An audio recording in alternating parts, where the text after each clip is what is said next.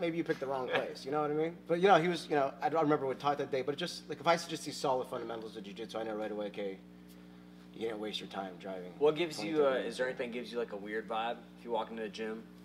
Yeah, there's sometimes I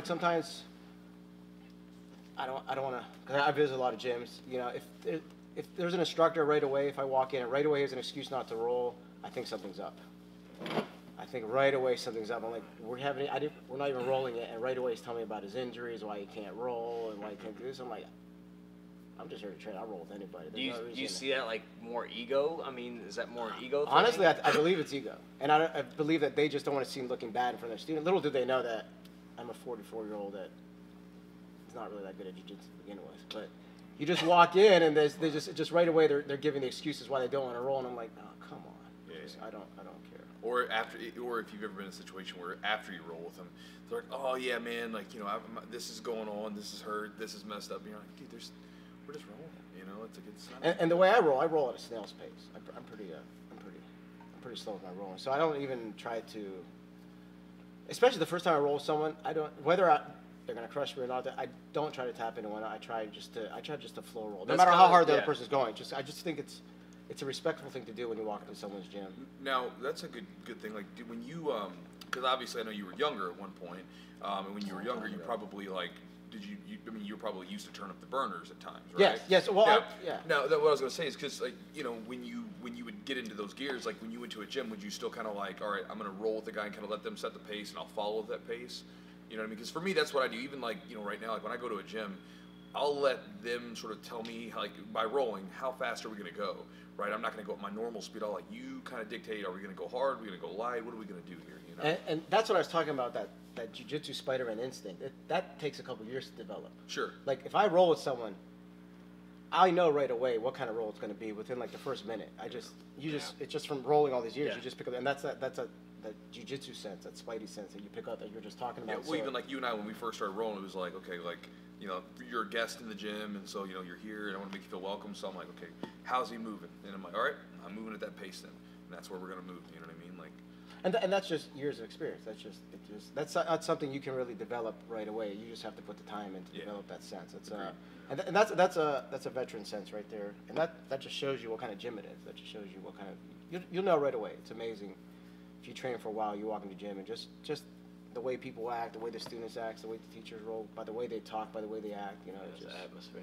It's the atmosphere. It gives do you still do you get nerves ever still, like walking to a new gym that you've never been before? I do, and I also like it because it helps me because I used to be real nervous before competitions, and I feel one of the best ways to not get nervous is to walk into a strange gym and just start training.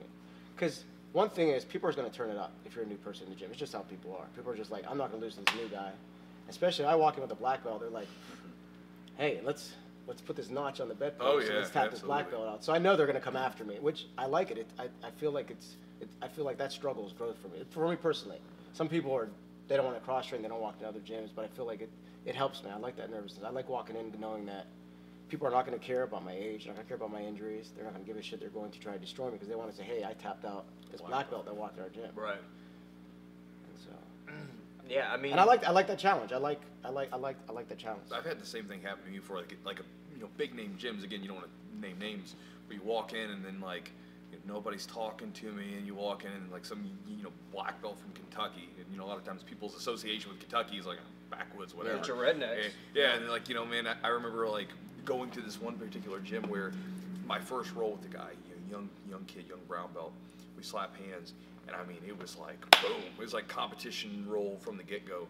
And my girlfriend that was sitting over in the corner with me because we were on vacation, she goes, is he mad at you? I was like, I think he's just rolling hard, And then I rolled with the next guy, and it was the same way, you know what I mean? I was like, then it was, you could, and it wasn't just like a hard roll, but it was also like, you get that vibe from it. Like, it's like I'm trying to take this guy's head off because he's some outsider, like I said, kind of put a notch. Well, especially in your case, someone could recognize you from this YouTube videos. This was before. This is before anybody knew who the hell I was. But now your target is even bigger because people are like, I want to try to tap. I want to tap out the guy who won't shut the hell up. Yeah, I think like, well, yeah, you have a bigger name, but I think people want to see if you're actually legit. Sure. I think people want to see is like, well, is he just talking on YouTube, or is he really legit? Yeah. And like, you are always rolling. I mean, you're always in the trenches with us, and I think He's fucking legit. I'll tell you that. Yes, he is. Whoops my ass. Yeah, it's Mike, I wanted to ask you what kind of we've heard Chad's and Chewy's stories. So what got you into jiu-jitsu? You guys ever heard of Blockbuster Video? Are you guys too young? fuck All right, yeah. so I'll make sure I'm the oldest guy. There was old Holdout there about 2 years Yeah. ago. It was the last one. It was the last one. I was hanging on to that last VHS. I used to go there every weekend. That was awesome. I think that at one point they switched to DVDs, and then it was like, okay, we're not going to make But do you it. remember the days when you would rent video games? Oh, God, yeah. And rent like movies, and you would take them, and then like, oh my gosh, like So much. And then you get nervous, you didn't rewind it, and the lady's checking out your thing. Did I rewind the tape? And they charge an Yeah. extra $2 to Oh rewind yeah. it. I Oh, remember. I forgot. I was Okay, maybe I'm that old. I don't know if it's. I was a kid, man. I rented a video game, and I forgot to like take it back, and I told my grandpa, and I just freaked out. I was like, yeah, I took it back, and like later on they called him like 2 months later, and they're like, hey man, $2,000. yeah, you owe us like $100 for this damn game that was never returned. Oh man. It's crazy. But yeah, I walked into a couple of my buddies. We walked into a Blockbuster. I'm pretty sure we were high at the time. And I saw UFC. This was 1996, and I saw UFC 4 on the shelf. And I was like, let's rent this. And I remember, I think I saw it on the news. I think I saw it on the news once. And I think they've been talking about this on the news lately, like human cockfight. So we put it on. And it was, and right away, I was just like, everybody was talking. I was just like, how is this little guy in the gi doing this? I'm like, what is, like my mind, that moment, it was just like when, like in the Matrix, when the blue and the red pill, Yeah. you know, I took that pill and I was just like, oh my gosh, like, and I was 23, 24. I never really been in a real fight at that time. I'd never been in anything. So I was like, let's go back to the store. And they're like, are you serious? Let's go rent the other. So I rented 1, 2, and 3. I saw the first one with Horse Gracie, just walked through everyone. I think just the third one he had Fight with chemo. where he it's couldn't the third recover, where he was pulling on his ponytail and that. But it was just, and I was just like, and I was like, I'm gonna take these home with me. They're like, make sure you return them. And I just kept watching them every day. I kept watching them every day. So I grabbed my buddy. I was like, I want to practice some of this stuff. He's like, you serious? We didn't know what we were doing. Sure. Well, regardless, 2 weeks later, I see a sign for a fight in a no-holds-barred fight in Cleveland, Ohio. It was the first ever no-holds-barred fight in Cleveland, Ohio. So 3 weeks after watching that, I walked into the cage and fought. So And you had no martial No, arts I actually have experience? pictures of me training on my mom's deck with my sister's ballet mats. Yeah. Oh man. And we're using the deck, the wooding of the deck, like to mimic the cage. How'd that go? That I got armbarred in 40 seconds Okay. by a little Brazilian guy. I don't remember his name. Thank God that's all that happened. Yeah, it was quick. It was quick. That and right after that, I was like, I gotta learn what happened. I have to understand. I was just, instead of getting frustrated, I was like, I gotta know what happened. I gotta know, because I picked the guy up, I dumped him, and just right away armbarred him. And I was just like, I gotta know what is this. Yeah. So I started going to the Gracie Academy in Cleveland, Ohio, in 1996. It was it's the second ever Gracie Academy in America, I believe. That Hoist was running. He had one in Oh, so Hoist ran. yeah, Hoist was running this one. He had one in California, and Craig Kramer was the instructor. He was the running one. He was a blue belt at the time. And back then, when we would train, it was kill or be killed on the mat. Sure. There was no, people were coming in doing challenge matches. It was just, everything was the challenge Just back then. different- There was no different roles. environment, yeah. Karate guys were coming in, let me try this. Kung Fu guys were coming, let me try this. Bodybuilders coming, let me try this. Tough guys were coming in. It was, which is why some people don't understand my post. I came up very hard in jiu-jitsu. All the 90s was me getting my ass kicked.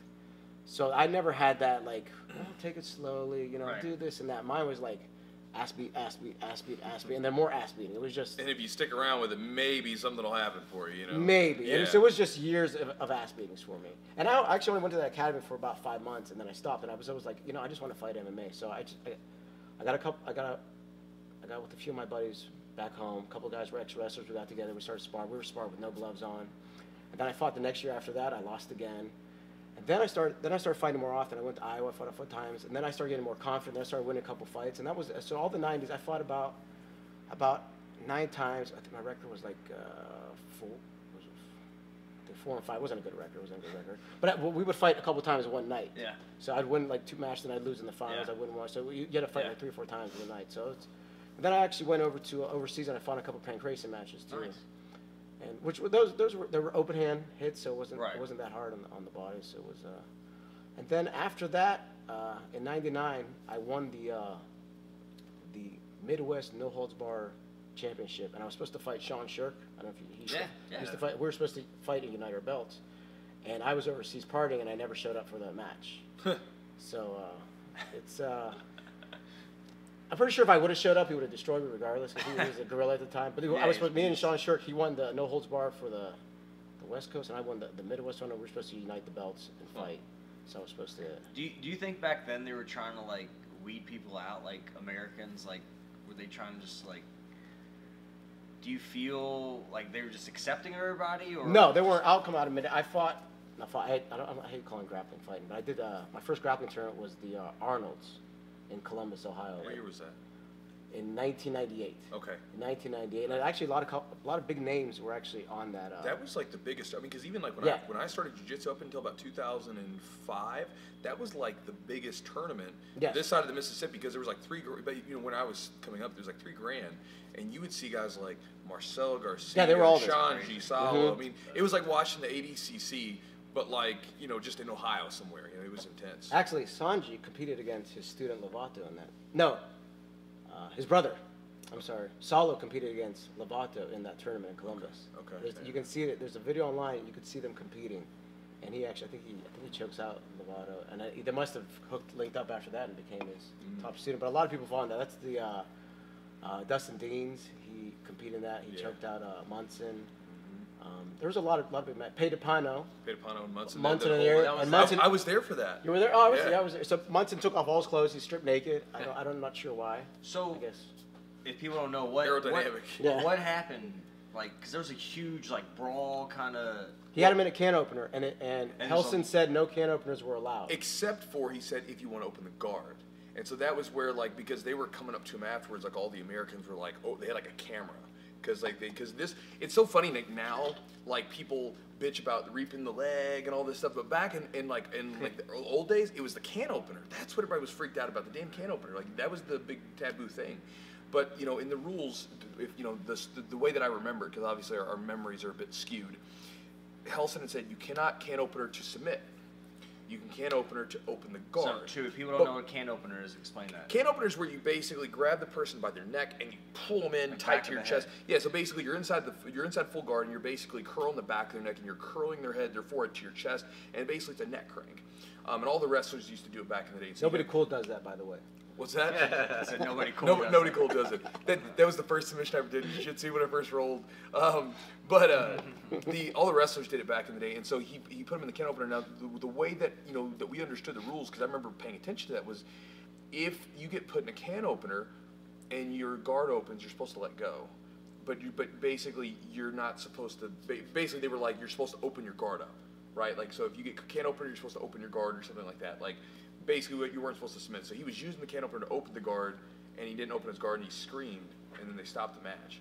And then basically he got mad because there was again, the rules were a bit funky. And then after that, like, all the Americans are trying to show Helson and show him what he said, but again, like there was some like loss of translation amongst the rules. And then again, Jeff got upset and he freaked. It was an all-out brawl. Julio Seneca started trying to fight. Seneca came up and punched him. Yeah, it was crazy. Seneca's crazy, man. It was awesome. Seneca's wild, man. But then there was just, it was a brawl. You can see some. You can see it on the internet. I think they still have video. Yeah. But I saw like Seneca getting some fight on the beach or something. It was like a really old video or something like that. Yeah. I know there's a one of Hickson fighting on the beach. Yeah. I know there's one fighting Hugo Duarte. Hugo Duarte. He was coaching me one time, and Seneca was? Yeah, he was coaching me, and the referee like gave some bad call, and he started screaming at the referee.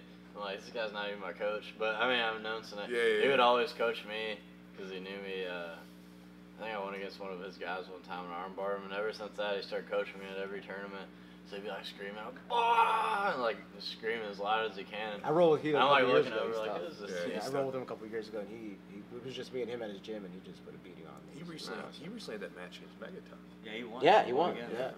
Was it? It was overseas. The Abu Dhabi. The Abu Dhabi Pro. Abu Dhabi Pro for like Masters. It was something like that. It was like a super fight thing. Yeah. Huh.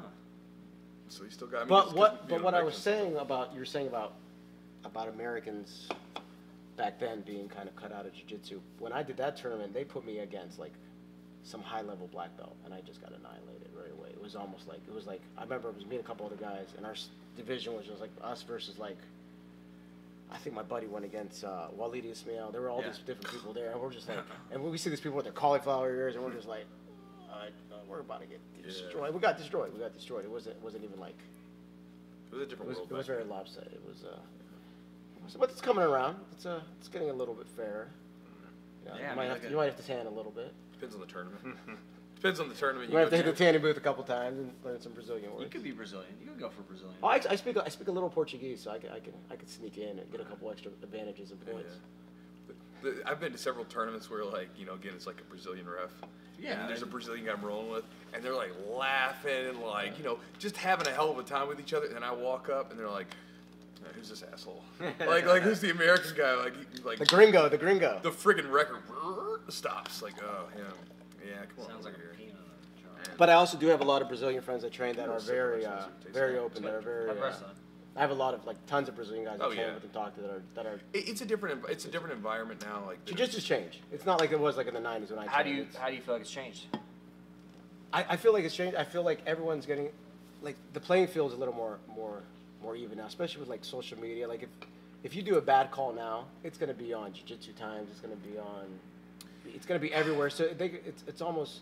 Like a bad call is going to be everywhere, and it's going to come down on you if you do something. That's why I kind of like social media. It almost keeps a couple things honest. It keeps people honest with some things. I got DQ'd for going inverted one year at the Worlds. I was like, what? I mean, it's like because you still see. I mean, gosh, I was watching like. That's bullshit. I got the video. I mean, there's still plenty of bad calls. Like Sean got DQ'd he got called for stalling while he's passing a guy's guard. You're like, man, come on, dude. Like But it's like I don't know, man. Like there's still like you go to some tournaments and there's terrible. Like the one thing I wish is that like tournaments would be harder on stalling, because like for me, like one of the things I noticed a lot of times, especially when I watch like and again it depends on the competitor. You get two guys that are ready to go for the kill, it's gonna be a fun match to watch. But like especially sometimes you get some point tournaments, and it's like this sometimes in submission only matches too. But like in point tournaments, okay, the guy will get up 2 points. And then they'll spend the rest of the time backing up to the very edge of the mat. So as soon as the person engages, boom, got to reset. Boom, got to reset. Boom, got to reset. It's like, man, they need to start like just racking out the stalling. In wrestling, you start stepping backwards over and over again, you're immediately they start knocking the stalling points on. You keep doing it, boom, you're out. Like if you don't want to go, if you don't want to roll for the submission, just leave. Like what are you here to do? Like, well, that's what was nice about ADCC this week. This is probably the most stalling calls I've ever seen. Negatives. They were stalling. I've never seen that many, and given to big names. So I was shocked at how I was like, well, they're really stepping up the stalling calls. Who was the match? It was decided by the one who had less negatives. It was it JT Torres and I forgot who it was. Like there was one match where I think there was like no one had any points, but it was like just points. You just see like the negative points. Yeah, the negative points kept popping up, and I was like, what the hell's going on? Like because they had some weird. I guess like I'm not familiar with it. Maybe you are. Like I guess like if you do certain things, like you get these points or like advantages or negatives or something. I don't know. Well, negatives. I think if you start taking a couple steps back, like the other guy's like he's trying to snap your neck, and you're just defending. I think like after a couple times, and they'll start giving you negatives. So if you keep retreating out, or if the guy's on your back and you walk him out of bounds.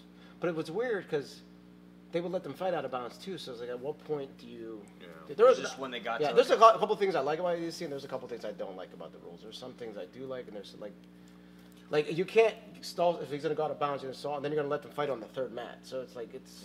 What do you think about because I'm kind of like I'm mixed on it. Like, what do you think about like the 5 minute no time, and then or like basically because they have like a round of no time, and then the times like the actual point based round starts just middle of the match, and then they go, and you'll see like some guys that just, again the competitor just doesn't matter who they are, they're going to go after it, but then you watch a lot of guys and they'll basically just wrestle on the feet and not really go for it, and then once that time starts, boom, then they like try to spring to action to try to get the takedown or whatever.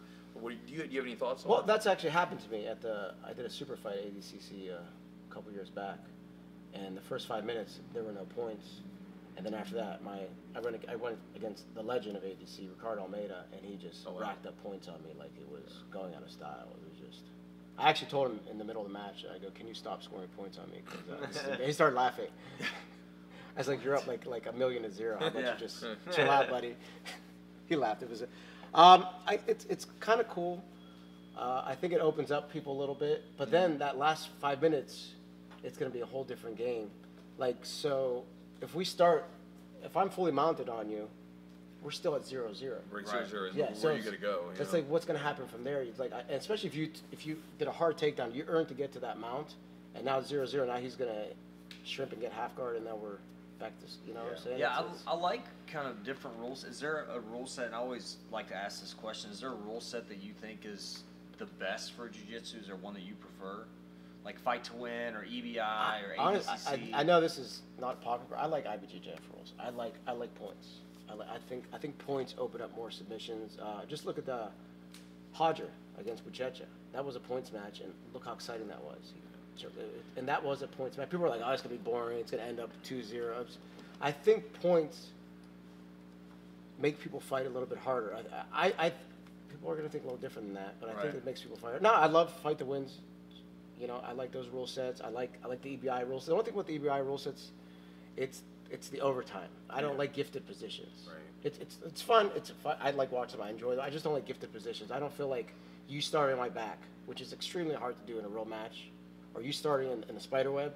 That's a hard earned position. I don't think you can just end up there and then now you're gonna slip out of it, especially being sweaty. I don't know. I still like EBI. I just think that gifted positions I don't like. I wish they would just keep adding overtime. Do another 2 minutes. Do another 2 minutes. Start again another 2 minutes. The thing that I like about say a Fight to Win is like that. It's like, okay, here's your duration. Submission only. Here's your duration. Get it done in this time, and that's all you got. Like that's it. Like you're done. Like because I think one of the big problems, like say Metamoris, was like there was never there was draws because people could just like not get submitted, and your stock doesn't go up, doesn't go down. It's just a clean slate. And then like you said, there has to be some sort of incentive.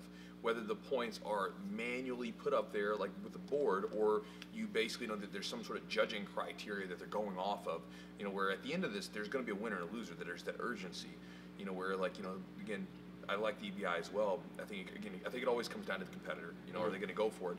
But with a lot of people, you'll watch the EBI matches sometimes, and like some guys will wait and just till the very, to that overtime round, and that's when they'll go. But that first 2 minutes, they just kind of like do just enough not to get caught, and then they'll come alive at the end. And not to say people don't do that at IBJJF. They do it everywhere. Yeah, I'll stall in 50-50 and come up that last minute to get that advantage. So I guess it's whichever rule set you're going to play. Right. Maybe Fight to Win maybe has it the best right now because it's like, it. Hey, if you keep going for submissions, you're probably going to win that match. Right. So that's I think the inverse. I was talking to Joe Bays, and he wanted to win in regulation. Like his thing was, he knew that if he went into, I don't know if he was talking about a certain match, but like there was, there's certain positions that you train more, and some guys just train those overtime positions like really, really well, the spider web, or, I guess having the back. But I think it depends on the person. It depends on the athlete, the style of jiu-jitsu you play. Like a good buddy of mine, or a person I've trained with before, and a person I really enjoy watching is a Hinger, Josh Hinger. It doesn't matter what points, submission only. It doesn't matter what place you put him in. He's gonna go for this finish, and he doesn't have boring matches. Like he's going for the kill every time. He just won a big tournament in Brazil, right? The Burkett or whatever. Yeah, I forgot what it's called. And that's a really hard one for an American. Yeah, he won. He looked good doing it, but I mean that's a dude that he just goes for the kill. Like you'll see the IBJJF. You see it doesn't matter. He read some nice articles too. John. Read a couple of articles online. He's a bright dude. Yeah. But even in Gordon Ryan's another dude. I mean, he's always going for the kill. I mean, it doesn't matter. Like when you watch his matches this weekend at the ADCC, he didn't even in that no point time, he wasn't going in there and playing it safe. He was immediately coming forward and trying to go for the kill. If they had an MVP at ADCC, it was definitely Gordon Ryan. I was so impressed by him. Me and Chew were talking about it. He looked good, man. I was so impressed. He's 22. What's his? That's insane. What's his ceiling? 22, Chad? Yeah, I'm 22 as well. Let's go. Let's get it going. No, he's just he's amazing, and he's great. I've spoken to a couple times. I got to roll with him before. I've got to roll with his brother too. They're both amazing. What do you think they do really well? Is there anything particular they do really well? This is all they do, and it's amazing if this is all you do, how good you get at doing it. It's like anything. If you just do something all day long, like these guys. I went there. I was working up there, and I went and trained at Tonan's gym. And the next day they went to Manhattan, and just to go to train at Donner's gym. You pay about $100 a day in tolls. Oh, that's insane to go downtown Manhattan. And these guys do this every single. That's like $700 a week, and these guys do this every single day. So they train at their gym, they train at Donner's in the morning. Then at night they come back to Jersey and train. They do this every single. That's all they do is train. Yeah. Train. That's, and it's amazing if that's all you do, how good you get. Yeah. What do you think like they do really well? I mean, is there anything they do really well? Just students of the game, just students. It's amazing if you're a student of the game. It's the details. If you just pay attention to little details, like they're not just rolling. They're like rolling with like a strategy every day. That's what, from what I've seen those couple days I was there, it just seems like they were rolling with a strategy every day. Like there's a game plan. They're rolling with a game plan. They're not just, hey, let's just roll and get a workout in. There's like a game plan. And I think if you game plan when you train, even if you like to roll every time, as long as you're game planning every time you roll, good things happen. Like this week I'm just gonna work guard passing. This week I'm gonna work X. This week I'm gonna work sweeps. If you just, yeah, you're rolling, but you're rolling with a game plan. I think that definitely steps up your game. With a purpose. So, with a purpose. Chew, you were talking about that because we kind of got into the whole discussion about if you feel kind of stagnant. Yeah, you're like, well, just get yourself like some kind of goal or something tangible that you can count or something to focus on, some kind of route to go. Well, you take a position and then you just run with it, and it becomes very easy to understand, like, am I getting better at this position, which is typically hard in jiu-jitsu. Like, am I getting better? Right. What does that mean? Well, if you focus on a particular position, say I'm trying to get this many passes or whatever, or I'm trying to get better with this particular submission. Well, if you go from hitting no submissions in that position to all of a sudden you start hitting some, well, you know that you're getting better at that position. Yeah. And then you get to add that game. And a lot of times, if you like you said, all you have to do is focus on jiu-jitsu, it's amazing how good you get. Well, if all you do in your jiu-jitsu is focus on one particular area, it's amazing how good you get at that one thing, because your whole body is just, I'm focused on this. You know what I mean? And I mean, it makes a huge difference in your training if you just zero in on something and lock onto it for a bit. That's why you have guys that have particular moves that become synonymous with their name, because they've zeroed in on that particular area of the game, and they can just, it doesn't matter like what you do, it's coming, and they can still, run it down your throat. Like Rafa Mendes, who's going to berimbolo. You know that, and you're not going to stop it. You're not going to stop it. It's just, like whenever he went against the Meows that loved the berimbolo, his berimbolo was so much better, because that's where they learned it from. They learned it from Hoffa. Yeah. That's where everybody learned the berimbolo. It's from Hoffa. It's just, you're not going to stop Hoffa from berimbolo. It's just. What do you think about like some of those newer positions or just the progression of jiu-jitsu? I like them, and I don't like when people say that's not realistic. That's old school. I'm sorry, that's new school. I think you should learn every position, because every position might get used against you, and at least know how to defend it. Now, I want to touch on the realistic part of it, right? Because that. Yes, you can berimbolo in a street fight. Dude, I said it. Dude. What's up? That comment comes up all the time where people will say something like, okay, it's not realistic. Like, this isn't realistic. The whole gi comment. It's not just about the gi. Like, they'll say, oh, it's the gi. But then, like, the people that, like, the purists who only do that self-defense style, they say, well, then the sport's not realistic. But to me, like, I don't know. Like, I've been in actual fights outside of the gym, and you realize, like, one of the biggest things, like, there is, like, if you want to mimic a fight situation, the way that you feel, there is nothing more closely that I can find in jiu-jitsu, right, that mimics a fight than me being in a tournament with another human being that I don't know, and everything's chaotic, and, in training, a lot of times you're in a nice, comfortable, relaxed environment. You still get after it, but like, we're amongst friends, right? We're still going after it. But when you go to a tournament, I don't know that person. They don't know me. They want to literally, like, they don't mind to break my arm to get that win. They want to go home with the win. They want to get the W. And when you go in there, it's chaotic, and a lot of times your moves don't work the way that you wanted them to, and you've got to improvise, and you've just got to figure stuff out on the fly. And in a fight situation, it's very chaotic. It's not like a nice, comfortable roll in the gym. Like, for instance, I saw one time, this was on a travel one time. I went to a gym, and I saw these guys, they were doing self-defense style jiu-jitsu, right? And they were doing these little pitter-patter punches, like with like heavy gloves on, touching each other. I was like, dude, if you think that that's going to prepare you for a fight, you're completely mistaken. I was like, if you don't have someone actually hit you, like, you can practice all this like punch block stuff, but until someone drills you and you know what that feels like and you know how to deal with that kind of punch, you're fooling yourself. But I think that, anyway, I'm getting off on tangent. But what do you think about the whole realism part? You said the purists. These purists are people that have never been in a real fight. They say they have, but they haven't. These purists have never been punched in the face. They've never been slapped in real life. These purists are people that have never been in real fights. These purists are just people on social media saying that this won't work, this is going to work. These people have never been in a real fight. So that's why when someone tells me that, I kind of just brush them off. Because if you've never been in a real fight, you cannot talk about fighting. That's how I look at it. And like a purist that says, well, old school jiu-jitsu, you're like, if you just come roll twice a week and you do a couple guard passes, you do a couple fake punches, that's not fighting. That's not going to work in a street fight. It's not going to work anywhere. So if you give me a blue belt, a world champion blue belt, he will destroy a black belt that's never been in a real fight before. I don't care what he's done. If he rolls twice a week, it's just high-level jiu-jitsu training, even if they call it, I don't believe that word sport jiu-jitsu. I think it's all jiu-jitsu. It's just how you do it. It's all jiu-jitsu to me. Yeah. Will destroy a regular black belt that comes trains twice a week. Now, what do you think about people like, because a lot of times, especially like a lot of people have, basically drawn lines in the sand, and they're basically, I'm over here, they're over there kind of thing. Like, some people are, the gi needs to be gone. We need to get rid of the gi. And some people are like, you have to train in the gi. And then, some people are saying you got to do sport jiu-jitsu. Some people say you got to do self-defense jiu-jitsu. Everybody's like trying to carve out their little niche so that they can basically market themselves. Yeah. But what do you think about like a lot of like the younger crowd that are coming into jiu-jitsu who like watch this stuff and they get into it and they basically, instead of just training and sort of figuring out their own ideas, they take whatever that person says wholesale. Like, I guess because I have a lot of people that watch the channel. Like, what would you say to like someone like that, especially like newbies coming in?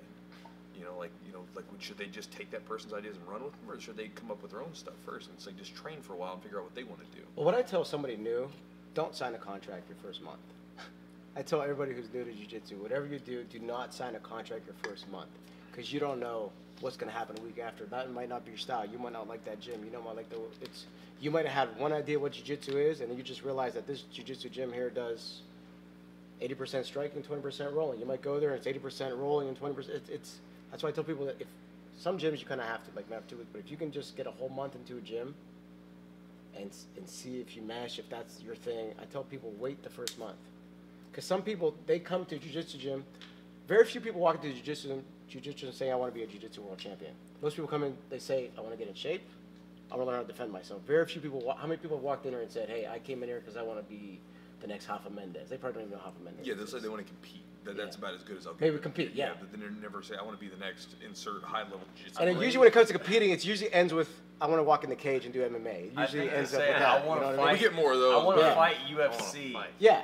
They say, I want to fight UFC. But no one comes in here and says, I want to be the next, By the way, for you guys listening, if you guys are not currently training and you're getting ready to go to a gym, whatever you do not go into the gym and say, I'm here because I want to fight in the cage, I want to fight. Just start training first and then worry about that stuff later. Also, UFC is not a martial art. What? Yeah, you can't fight UFC. You can't. Man, yeah, it's you not. get a lot of people asking. Yeah, I got the UFC gloves. Yeah. Fight UFC. Yeah, maybe now. See, maybe. The thing is, UFC is not. It's not a martial art. People, stop it. See, the thing is, people. Like, I think if you're at a good gym and you walk in and say you want to fight in the cage and they put you in the cage, you're in the wrong gym. Like, I think you're in the wrong gym, because anybody that cares about your well-being or wants you to represent well, what was that? Like this dude. Anybody wants you to represent well. Whoa. Dude died. Who's that one? He died? This is the guy that died here in town. Like for you guys. Oh, it's yeah. It's like for people that say like, oh, I just want to get in the cage. Like, man, like it's a serious business, man. Hurt the shit out. Wait, he died? What the hell? So basically, there was a guy here in town who was not in the best of shape. Wait, the guy getting punched? Yeah, the guy getting punched. Yeah. He shouldn't have been in the cage. He wasn't training, right? And basically, they just pulled him out of the crowd, and he was like, yeah, I'll fight or whatever. And they threw him in there, and now he's. See, that's how it used to be in the 90s when he used to fight. He had they said he had pretty much like a heart attack. He had a heart disease. Well, yeah, he's freaking out of shape. Probably ate a lot of McDonald's or something. But you know what's amazing? And I feel bad this guy died. It's amazing how somebody is willing to walk into a cage and fight, but you cannot get them to compete in a 5-minute grappling match. You tell them about a 5-minute grappling match, and they are paralyzed in fear. They're like, what? But you tell them, hey, you want to walk in the cage? Go ahead. But they'll walk into a cage and fight, but they will not do a 5-minute grappling match. But do you think it's kind of the because one, well, first off, they walk in the cage for free, and with Naga they pay for it, and then two, with the Naga, like nobody's real watching. I feel like some guys they just want to fight because they just want to be in the light for a little bit. They want to be the tough guy for a few minutes. Now, if you get destroyed, it blows my mind. It's like it doesn't make any sense. You can walk into a 5-minute grappling match. The worst is going to come out. You're going to get tapped. You're going to tap. You can't get slammed in like beginner division. You're going to tap. But here, you could potentially die. You can actually fucking die. But I mean, that's crazy. I'm just thinking about that. You can fucking die walking into a cage. So. I mean, but I think the quality. I feel like the quality. You still getting a lot of people that are super inexperienced, but I feel like the quality of just MMA has probably increased. I feel like. What do you think? I mean. you've been around it for a while and you've been around local scene. I mean, do you feel like it's gotten better? Or you still see people fighting or training in their garages and still coming out there and you get a lot of it. So like I mean, you still have like you have more good fighters now, but at the same time you still have a bunch of guys that have no business fighting that like train and like literally and like you were doing. So like I did. Like there was no reason I should walk into a cage watching a video from Blockbuster. Yeah, but I mean there was a guy one time I was at a fight. And him and his buddies, they had it was team like death whatever something. I love really, those names. something really aggressive, I love right? those names. Team Death Kill. Team Death Kill. There's some kind of dragon with flames coming out. I love it. But the guys get it. I was talking to one of them and he was like, yeah. I was like, where do you train? He goes, oh man, I train with my buddies at team whatever it is. And I was like, well, where do you guys train? Like, well, we train at his apartment. I was like, it's apartment? I was like, what do you mean you train as apartment? Like, they're like, like they're talking about like training on carpet. It's got carpet, dude. It's soft. But see, for me, like when I was like coming out of high school and I wanted to fight mixed martial arts, I was like, okay, so I understand how this works because I wrestled. I have to find someone that knows what they're doing so that I don't get my friggin' face caved in. So I went and sought out people that knew what they were doing to learn. Like I don't understand what you're like talking about the guys like because obviously once you saw it you're like, oh my god, I've got to learn this stuff, right? Because you had the good reaction, but some of these guys have a complete disconnect where it's like they don't get it. Like I've had guys come in literally and do a beginner class. This happened. A guy did a beginner class, couldn't even do a hip escape. Does a little bit of like light rolling like with me and some of the other guys. Terrible. It's first day. So we go to these fights. I was actually fighting on the card. And this guy, like, with the promoters laugh, he's giggling, he comes up to me, I was like, what, man? He goes, so I heard you got submitted by this guy that's here. I was like, who? I was like, I know, like, there's only a handful of people that submitted me in this city. I was like, I know who they are, too. I was like, which one? And he was like, that guy. I was like, I looked at him, I was like, that's the dude that came into the beginner class and couldn't hip escape properly. And he was telling everybody that he submitted me, and it's like, I mean. Why? Because I guess he's trying to talk himself up. He's like, oh, yeah, I submitted Chewy. Like, I went and did that, because basically, like, he trains or whatever, but, I don't need to take his class, like, because I already submitted him, so I'm better, I just think you tell some MMA promoters just looking for money. Hey, I submitted some local jiu-jitsu guy. Hey, look at this guy in the cage. It's so easy. I think it's crazy how, I mean, when you take on a fight, because technically I was considered an amateur when I did my first MMA fight, but I had already won the world championships, I won the Pan Am championships, and I've won a bunch of titles. And I went against some dude who didn't know anything, I don't know, it's crazy how I'm still considered an amateur. That guy was awesome. Bobblehead. He said that he was a purple belt in jiu-jitsu, but yeah, but you guys know, as well as anybody that there's levels to jiu-jitsu. Yeah. There is. Was he a real purple belt? Yeah. Was he really? At McDougal or McDougal. What is it called? Wait, what? I'm not gonna say the name. But it's not like a real jiu-jitsu, right? It's not real. I mean, you don't have to say his name. I think it's garage jiu-jitsu. Yeah, it's like something else. It's not real jiu-jitsu, man. Because I watched that guy fight. He's not a real. GJJ. I just make my own system. But there's levels. Like, I mean, you guys know there's levels. I mean, what's a color that isn't claimed yet? I'm gonna make my own system up. Tell you guys start Jiu-Jitsu. I'm gonna start Jiu-Jitsu. Jiu-Jitsu. Yeah, I'm breaking away. Yeah, just something like. What are you I'm gonna have like 20 belts. Yeah. Sweet. I'm like 30 stripes. 30 stripes. For all of them. It's gonna be those big, like when you get to the final, it's gonna be that big fat belt. So it's like big stripes on write stuff on it, and it's like belt tests are gonna be shoulder pads in the $200 for belt tests. You gotta get stripes on top of stripes. Stripes. You get like you have to fill up with white stripes, and they turn black, and then they turn white again, and then you get your next belt. Then you take a pen and start marking it until it gets all the way down. $30 a belt or a stripe. Do you, Mike? What do you think about belt tests and all that stuff? Do you like that? I don't like belt testing. I don't like. You don't belt test, do you? First, I talking shit on it. So I got belt tested for my blue. No. So no. I mean, if you do it, it's not bad. It shows that you know the. No, here's thing. what I don't like it. We do this thing with the say for instance the blue, like getting the white to blue. There's some basic things we want covered. We don't do a belt test where we charge them. What we do is we have these classes where they get together and basically, like Chad and myself, we'll walk around and we're looking for certain people to have the things covered, and we'll have them kind of broken up into different groups just so we can watch them amongst their peers. But we're not saying like. But you're watching that. You're seeing that from the outside. You're knowing that. Okay, I can see he knows how to hip escape. Okay, he knows how to shrimp. Okay, he knows how to pull guard. He knows how to hip toss. So you're seeing that. You're already right. I believe an instructor can see that from the outside and know what's if he's a legit instructor. Sure. Yeah. Reminds me of when I was in Taekwondo, I would do So I came up with one of my friends, and we were the same belt, but I would beat his ass every day. But he would take this test, and we were side by side, so we got our black belt at the same time. But how much was the belt test? Each belt test was $50, and then when I got to my black belt test, I had to pay $200 to even take the test. And the first time I failed it because they took a frozen fucking board from outside. It was in his, it was like the middle of winter. And they took this frozen board, and it's frozen solid, and I'm like hitting it. I wish I could have that. I wish I had it on video. I almost broke my hand, and I was like, man. To see and then after the test, they're trying to break it. They can't even break it. So they made me pay another $200 to take the test. Add that into your system. Huh? Add like.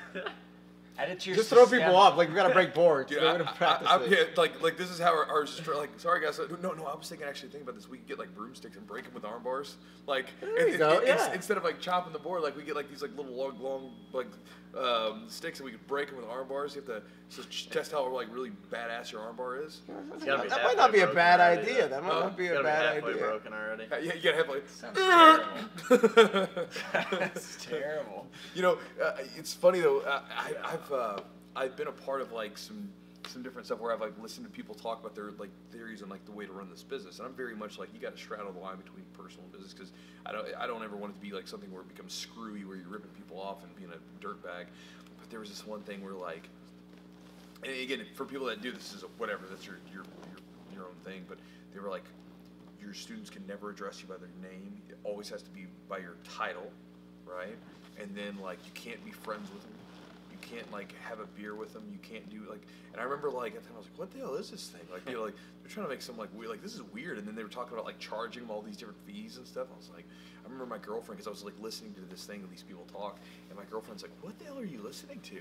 You know, and there's gyms out there that are like that where they fire off those. Well, belts. Carrie was at some gym in where was she at? And had all these rules. Yeah.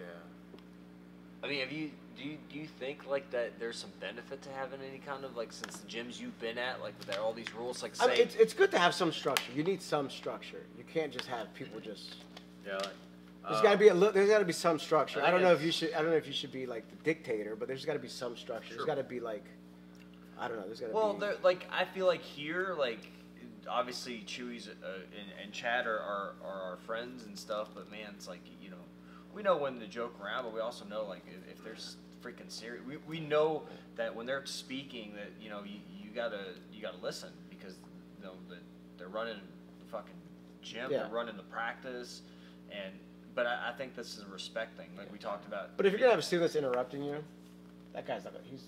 that kind of personality is not gonna last in a jiu-jitsu gym anyway. Someone that does something like that, I already know off the bat their personality.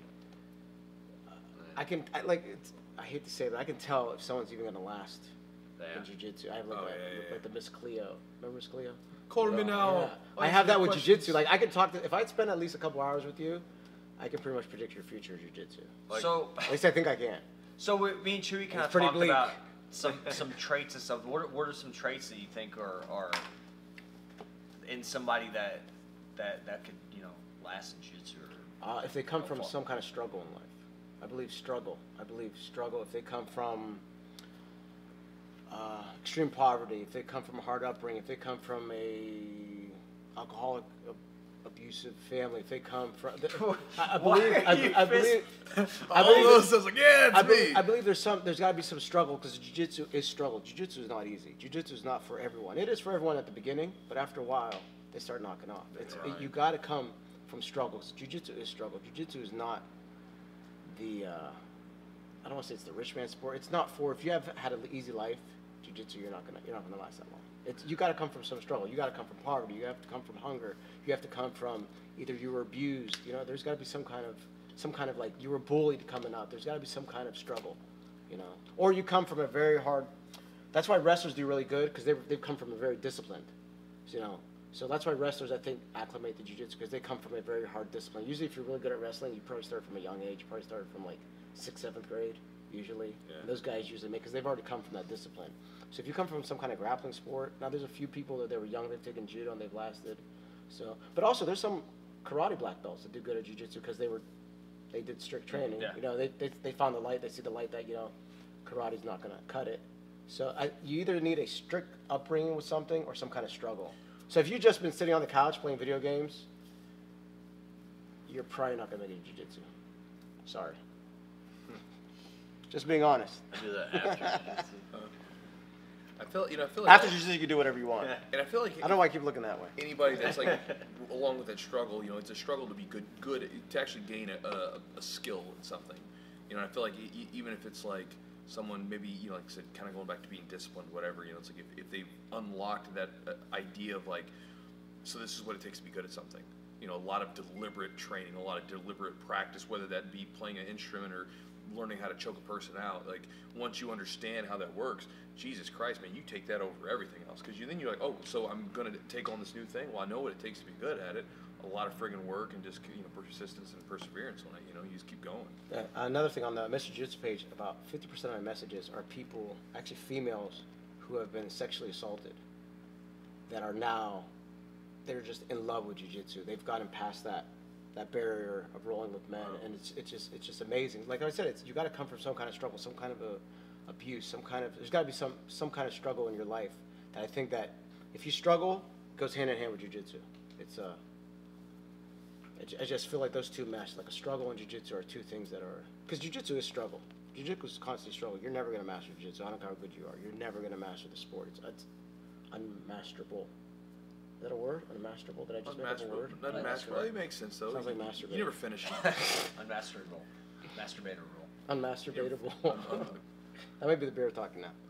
So, like as far as since you've been in jiu-jitsu for a long time, like have you adapted your game? Like have you adapted jiu-jitsu, like your training, your rehab, anything like that, as far as injury wise? Because a lot of people get injured and they just go away from jiu-jitsu. They kind of, it kind of just drives them away from it because I've used jiu-jitsu for everything in life, just for my injuries, for the way I work, the way I interact with my kids, the way I do business, the way I actually use jiu-jitsu for everything. So like for my injuries, my shoulder's torn out. My tricep has been detached for the last almost 8 years. So I used to like to be on top a lot. Now I'm on the bottom a lot because it's really hard for me to push down. So if I'm constantly on top, I'm going to have to brace. Either I'm going to have to brace on your stomach. So I like playing from the bottom.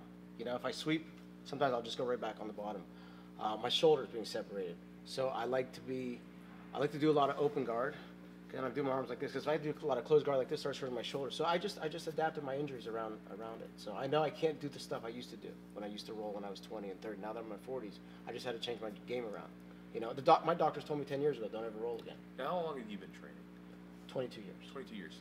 And so here's the interesting question, because like for me, this is always kind of, I have an answer for it, but it's always kind of a difficult thing to answer, and people don't necessarily understand.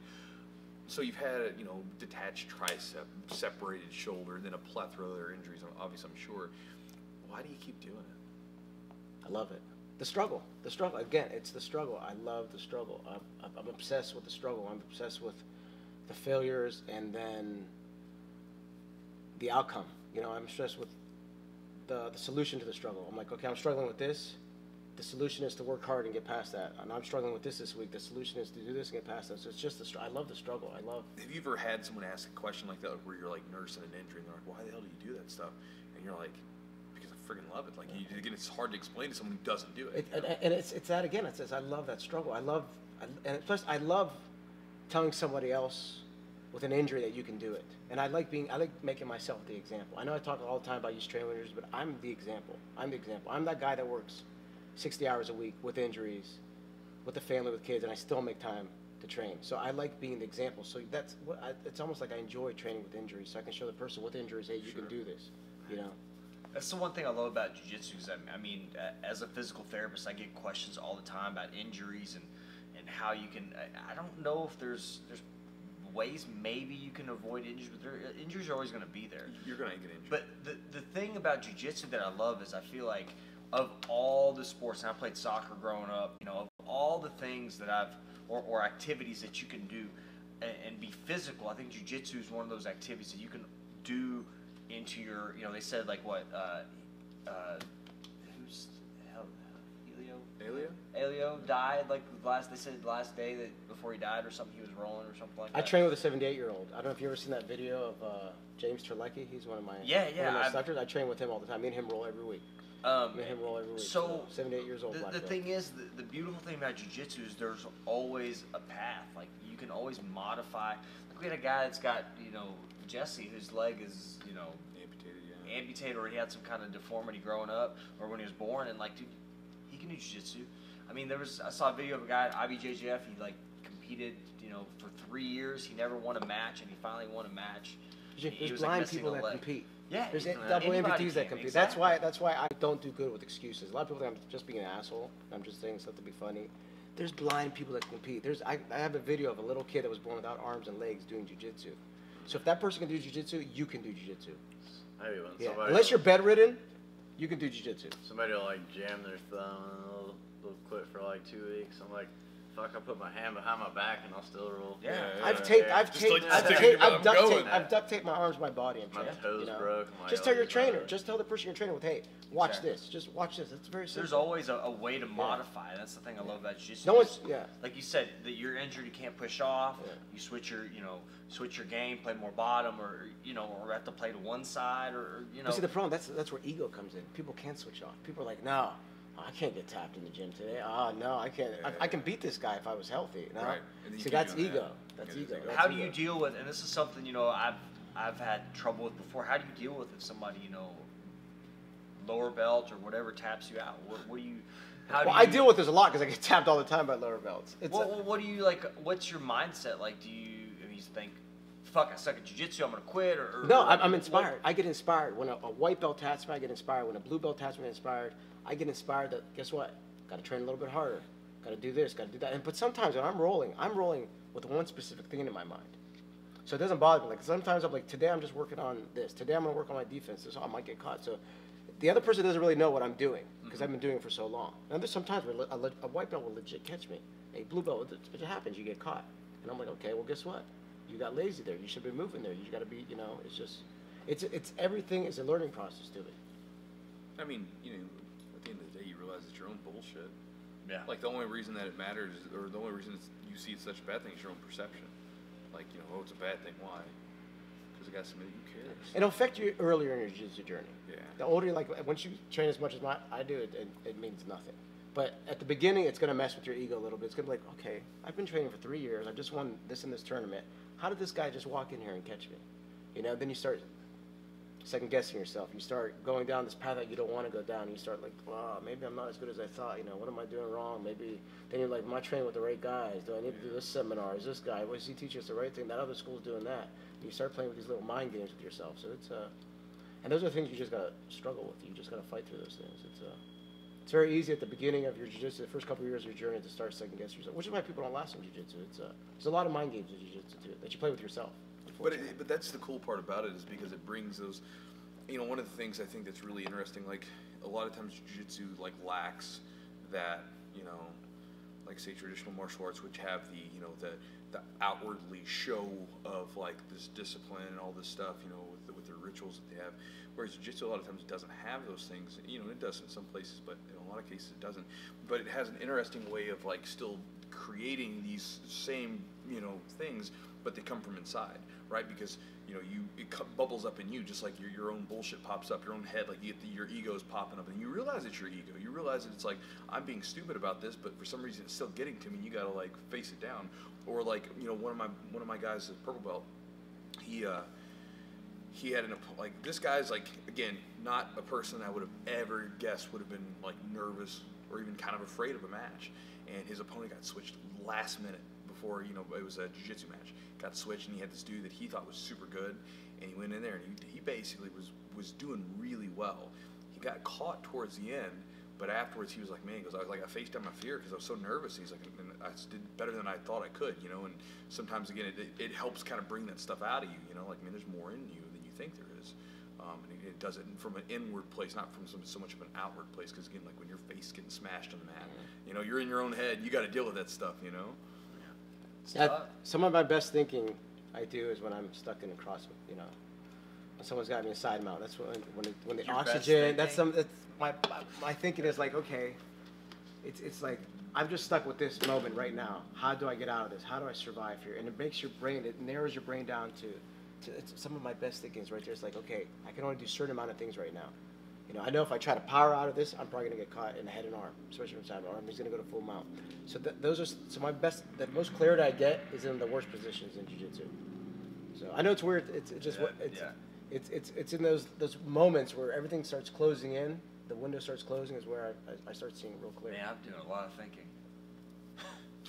Because it's such a pure moment. You know that there's only a few seconds where I got to move. I got to do something. It's just there's no time to. You can't go back and think of that seminar 3 years ago how to escape out of that. It's just you got to go right now. So it's. I was going to ask you, what inspired you to start your jiu-jitsu channel, your page?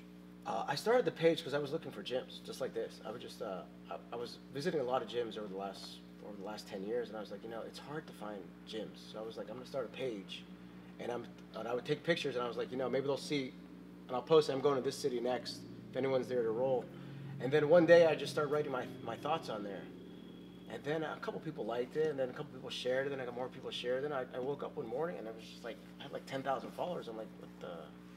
Like, why? And I couldn't understand it. It's just from writing something on. Then I like if I'm having a bad day, I'll make like a meme, or if somebody tells me something, you know, I can't train because of that. I'll make a meme out of just something that somebody tells me. You know, it's usually I don't want to make a rant, so I'll make a meme out of it. And some people are like, I don't even understand what that means. So sometimes I make a meme, people won't even understand what I'm saying. They're like, well, because it's too like, it's something too emotional. Like some people make a meme like, leave your ego at the door, and I'm like, well. And I'll write something a little deeper than that, so some people wouldn't understand some of my memes. But then some people that did jiu-jitsu a lot were catching on to it. They're like, well, this guy's actually, he's thinking the same way as me. He's, you know, I understand what he's saying. Then somehow people just kept sharing the page. I would write my thoughts, and I would make some videos, and people kept sharing, and then this is where we're at.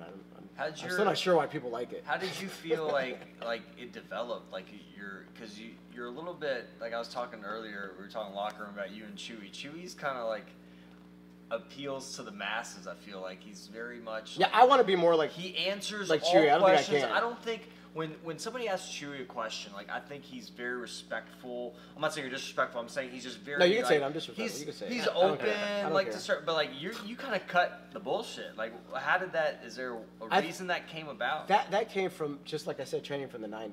Just training from the '90s. I lost my father when I was young. So I've been through some struggles in life, and everything I had to do was hard. Everything is hard. I still work hard. Everything I do is hard. I learned jiu-jitsu the hard way. So everything I do is from a hard point of view. So as soon as somebody tells me, you know what, it's too hard to train after working 40 hours a week, bullshit. It's too hard to train because my back hurts, bullshit. It's too hard to train with 2 kids, bullshit. It's all bullshit. Bullshit. You can train. Yeah.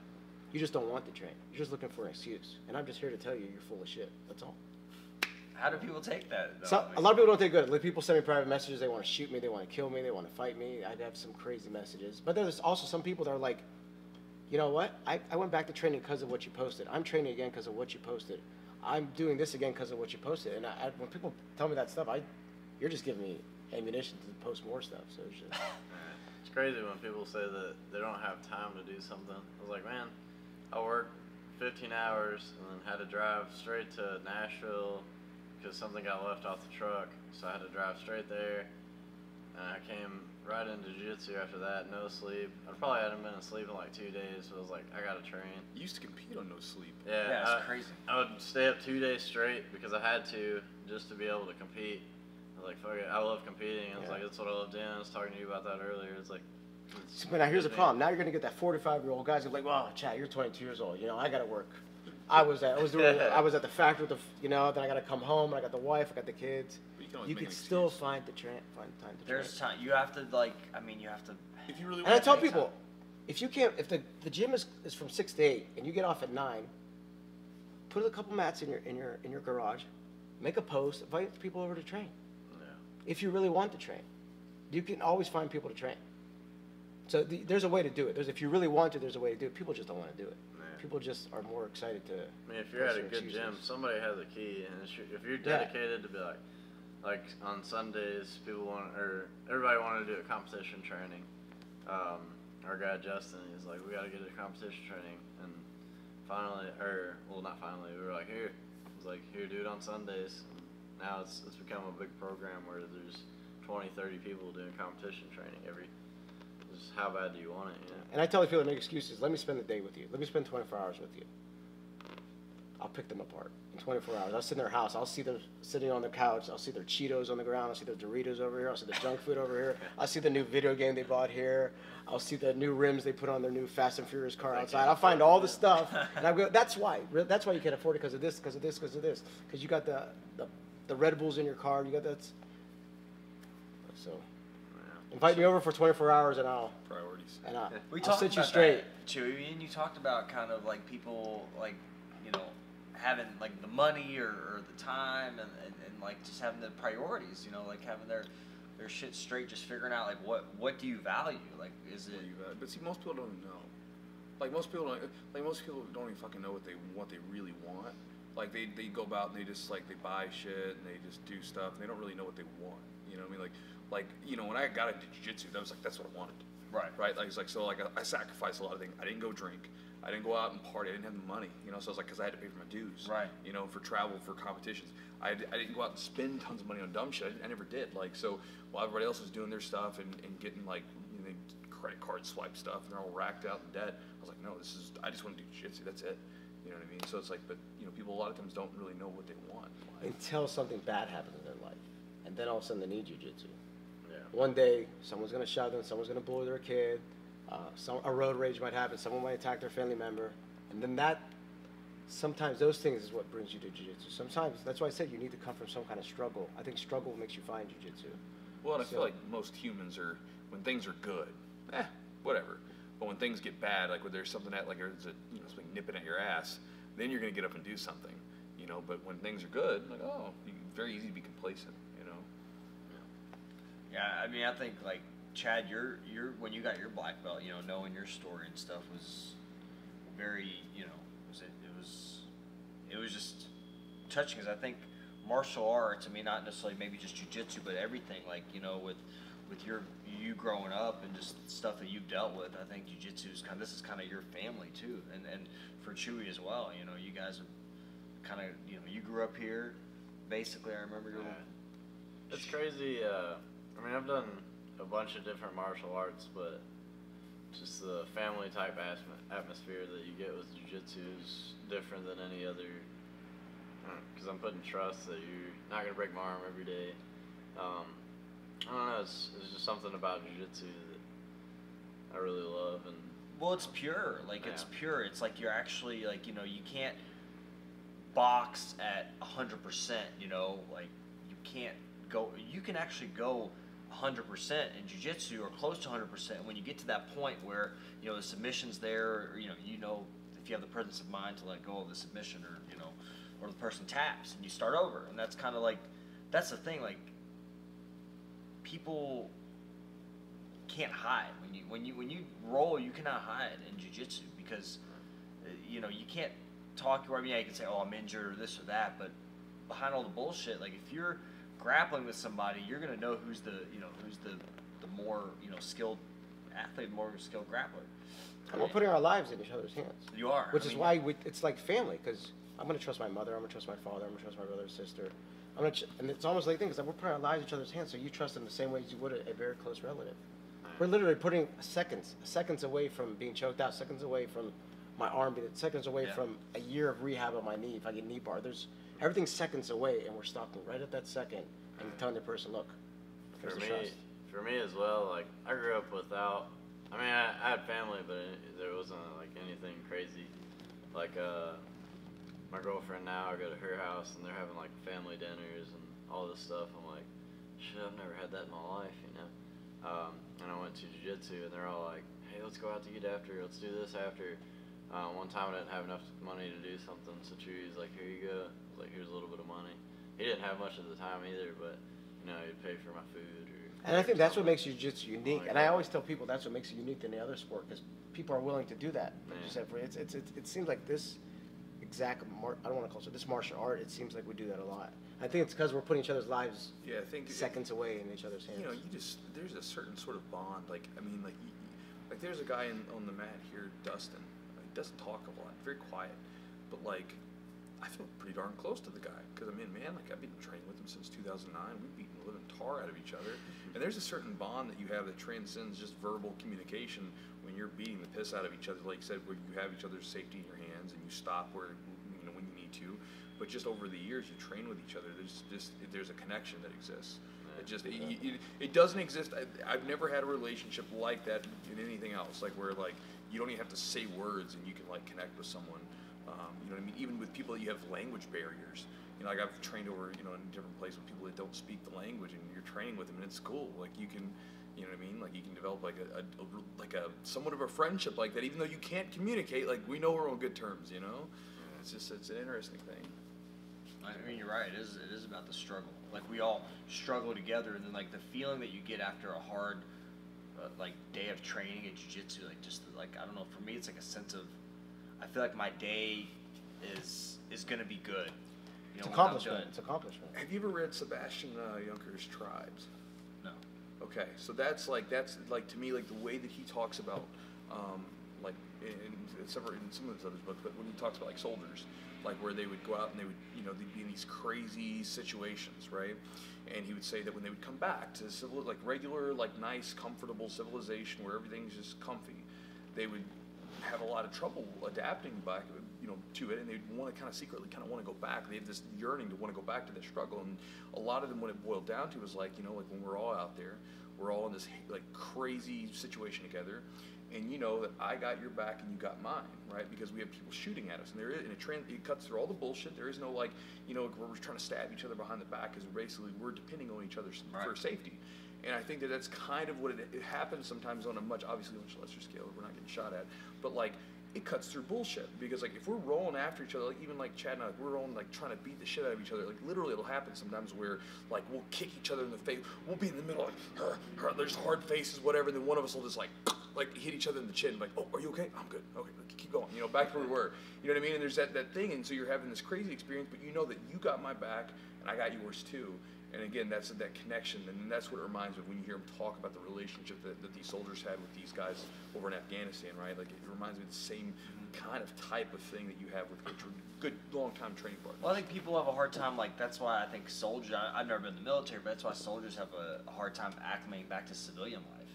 Because I think they're just like, there's such a camaraderie there and such a... That's why I never did. That's why I never did good at like a regular job, because I was like so used to like being in the gym with like guys in wrestling and jiu-jitsu, and you're just like, we're boys, we're friends, like it's awesome, and then and you'll say what you want to say, and we're like this, and then you go to like a workplace in like a corporate office where everybody's like out there like trying to like fuck each other, like like behind the back, and say shit to the boss or something. Like, what the hell is this? Like, just if you have problems, just talk about it.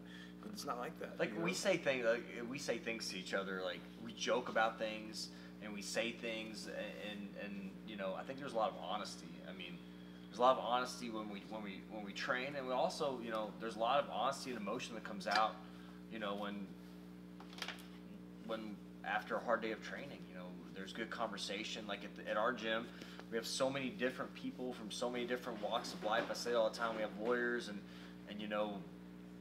teachers and whoever. I mean, everybody and anybody. And yeah, only in jiu-jitsu could you get a multi-billionaire to roll with a person that's making minimum wage. That's a neat thing about it too, man. Like you could, like if you were to like, if you had like a little like the humbling feeling. Microcosm. Well, like if it was like some, like if you had some sort of screen and like a video game or something, you could click on the person and like have it light up above like how much money they make in a year or something like that, like, and then just go down the line. It's like just all over the place. There's not like one type of person. You've got every sort of like you got a swath of all sorts of different people. Right. Like in this gym, in particular, like for us, like I mean, we've got people from all over this damn city. Like people that drive over an hour away just to get here, and we've got guys that, like I said, work like just whatever job that they're working, and then some guys that are like, very, very well. It's a melting pot. Yeah. I drive 40 plus minutes. I probably passed 3 gyms on the way here.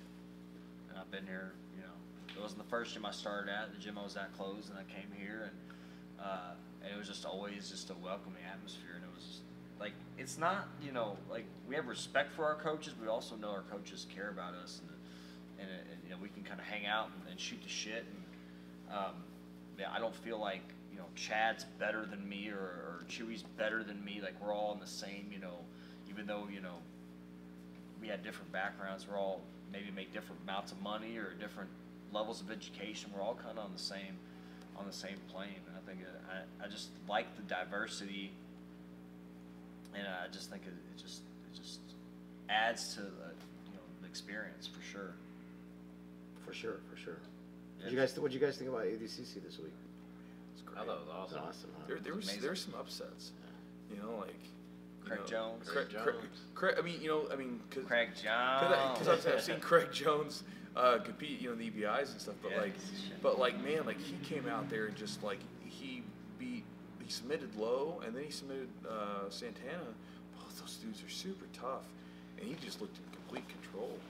And then we talked about earlier, Gordon Ryan. He just was a monster. MVP. Like I said, if there was an MVP for ADCC, it was definitely. I think he's the youngest ADCC champ. I think this is the first time they had American champions. For that weight class, because they've had Americans in other weight I think classes. Dean Lister won the heavy. Dean Lister won the absolute because he won the absolute. I think he lost in the finals. I think Mark Kerr won at one time. Mark Kerr won. Jeff Munson won before. They had do you remember that big South African guy, Mark Robinson or something? He was this huge dude, and he would just because back in the day, the guys would just wait, they do takedown at the end and get it was plus 99 kilogram or something division. Yeah. And what about Orlando Sanchez? What a beast. I roll with him, dude. He's so. That is so. I've never rolled with someone where it was he was that big and that agile. Because we went again, it was his first black belt tournament. It was the Chicago Open 2013. And I didn't know who he was, and he'd won Brown Worlds and stuff, and he's a black belt then. And then so I look over at him. We're in the bullpen together, getting ready because we're getting ready to go against shit. And I look at him like, he's a big guy. I'll just, 10-minute match. First 5 minutes, gonna take my time, just get settled in, and then I'll start to come alive at the end and try to wear him down because it usually works all right. Yeah. And I remember it was 5 minutes in. I was down 2 points because he got the takedown. I'm like, all right, 5 minutes in, I'm gonna start start putting the burners on, trying to wear this big guy down. And I remember I got the arm drag, pulled his arm to the side, and came forward, and his big ass jumped up, and faster than I could even comprehend. How is he moving so fast? He's big. And then he turned around and just charged for me. Oh no, But he was so fast. And even this weekend when I watch him, he just moves like a damn cat, man. And for being 300 pounds, that's whatever he is, it's intense, man. He's awesome. He's a free. That's where athleticism comes in, though. I think he's very athletic. I think he's skilled. And guys that size are not athletic. Right. It's being that big and being able to move like that. When you have big guys and you expect to wear them out, that's where it gets probably. Yeah. Gordon was freaking incredible. Did you have a favorite match? I honestly got one of my favorite matches was the Gaval super fight. Okay. I like this with Calisans. I like it because you had two people with two different ideas of how that super fight should go. Calisans was okay, if I start losing a certain amount, we're just gonna roll. And Gaval was it was kill until the last minute. And Calisans was telling him, slow down, and he was just kill. Yeah, because they were training partners for. I guess they didn't talk for a year. And what really strikes me is that he had a T-shirt and a hat made before the match. No one ever does that before a match. It's the ultimate kiss of death. I've never. That's the ultimate kiss of death, is to make a shirt that you're gonna win a match. He had a shirt that said 2017 World Champion. ADCC champion. Yeah. I want to have that level of confidence. People think I'm confident. I don't have that level of confidence. There's no way I'm gonna go have a printer make a shirt telling me I'm gonna be the next whatever. He had a shirt and a hat made. Yeah. Yeah, he was I want that level of confidence. I want that level of confidence. That's crazy. You're gonna make a shirt and hat. That you're that. Yeah, but maybe he didn't tell anybody about it. Did he tell people about it? No, I know he didn't. Well, obviously you're gonna lose. You're hey, what shit? But it's it's crazy. That's pretty Yeah. I'm not saying I believe in being jinxed, but I just feel that is a bad omen. Yeah, for me, I wouldn't be Yeah, that's guaranteed. You're probably gonna lose if you're gonna make a shirt. That's I don't know. It's just. But I like that he was just that. He was attacking. He did not stop attacking. He wore him down. Head snaps. It's amazing head snap. It's almost like boxing. It's like a jab. You do that enough times. I was so surprised. You get in somebody's head. Gordon Ryan tapped out Keenan Cornelius at the guillotine. I was like, wow. Keenan was up on points at the time, I think, wasn't he? I wasn't sure. You said he was like. And his neck's very Gumby-ish. I was surprised.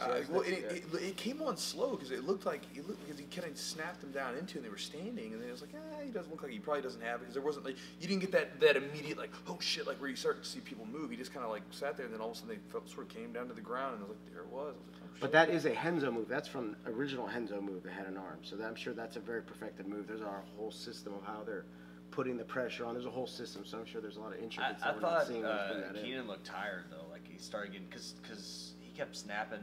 Gordon kept snapping his head down, and Keenan just didn't look like he really won a lot of it. I don't think.